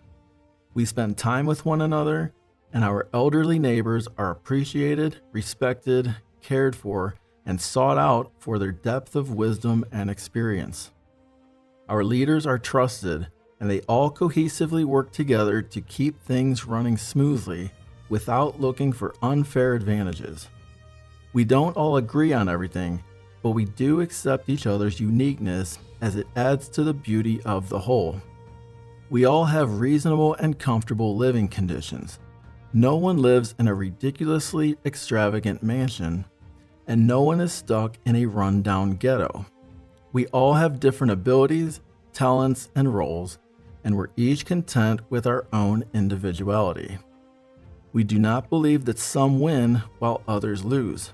In reality, we all win because we have restructured our society and created a reasonable balance among our entire species. We do not waste our time on unimportant things. In fact, we have lots of time for leisure and pleasure because we've removed all the excess distractions from our lives. The expectations for earning a living and providing for our families are realistic, allowing a healthy balance to live a meaningful, fulfilling life. Additionally, no one is stuck doing all the grunt work while someone else enjoys the easy, air-conditioned office job forever. Assignments are distributed fairly and rotated so that no one gets burned out. Non-essential tasks are reserved for times when the vital needs have been adequately met.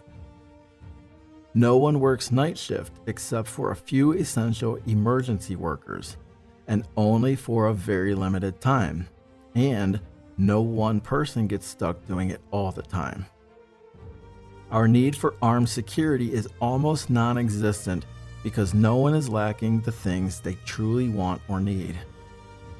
Everyone learns at their own pace, and we educate in a more practical, less structured environment where real-world skills are taught, like budgeting, investing, farming, and building. We enjoy competitive athletic events and view them as nothing more than pure entertainment. We do not struggle with addictions anymore because we don't have excessive distractions that foster unhealthy coping techniques. We do not have veterans to care for anymore because we don't fight in wars anymore. We humans all see ourselves as a whole, family, partners, teammates, colleagues, on the same team working for a common purpose of being safe, healthy, well-nourished, and happy. We hope you enjoy your stay and that you decide to come back for another visit really soon. Feel free to stay for a while. Welcome to Earth. Appendix. Obsolete Museum. Rather than deleting the unpleasant parts of our history, we preserve them as valuable artifacts that we can learn from. In fact, please allow us to take you for a tour of our Ancient History Museum, where we have many relics that are now obsolete. We have on display here guns that were used in killing each other. Yes, you heard that right. Simply because we did not all agree or get along. Over here is paper money, which was practically worshipped by some, that was used as a controlling tool to influence people into doing things they would never have done otherwise. Then we have these devices here called door locks from a time when people did not trust each other. And we also have this section of technology, which includes gadgets called cellular phones, among other divisive electronic technologies that were used to distract, control, and manipulate us from living a full life. In this next display are machines and other products that were used in developing unhealthy, ultra-processed foods which date way back to the 20th century. Feel free to continue looking around. We are pleased to have created a society that is productive and cohesive for all, especially in light of the many destructive elements we've eliminated for humanity. Acknowledgements.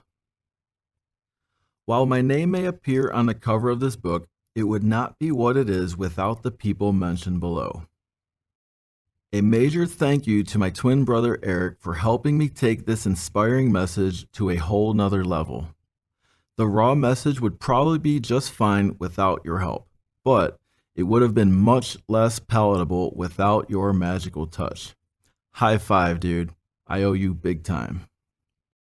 To my wonderful wife Megan for your generous love, support, endless patience, encouragement, and most of all, your incredible neck massages to help ease the tension in my crazy world. Without you, this book would probably have remained a private journal of personal thoughts and observations, simply kept in my nightstand.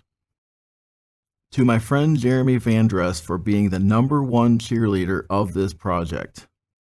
Thank you, and also Asha Haynes and Rena Spiru for your valuable input and feedback, helping me fill in the gaps of this message. Oh, and please accept my sincerest apologies for that atrocious second draft I asked you to read. To Gerald Haynes and Steve Kazchek for helping me unwind, recharge, and laugh my socks off so I could regain focus and keep pushing through this project. Kind of like how coffee beans reset the senses when your nose can't detect smells anymore. To Aiden for your ambition, which continues to inspire me and push me to want to become a better version of myself. Semper Fi. To Landon for your delightful attitude and positive energy. Of all the people I personally know, you have more reason to complain and feel sorry for yourself than anyone else.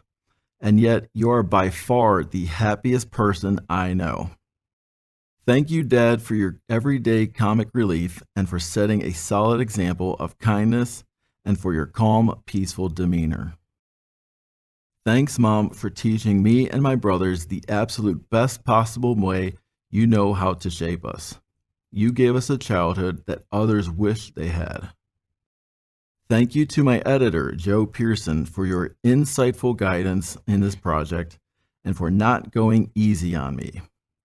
You helped point out things that I was blinded to, and it helped me turn my raw golden nugget into a beautiful piece of refined jewelry. Thank you, Sasha Dmitrievich, for expressing your profound observations of the world through your thought-provoking artwork. If I could speak your language, I would love to reach out and give you proper credit for the powerful message you've conveyed through the piece I affectionately refer to as Our Friendly Alien Visitor, Marty. Thank you to all of you readers who allowed me, a new author, an opportunity to express myself in a project that I believe in with my whole heart, mind, and soul. I plan to continue writing more, offering you additional insight, inspiration, and encouragement. If you would like to support this message, please visit breaktheelephantchain.org. End of audiobook.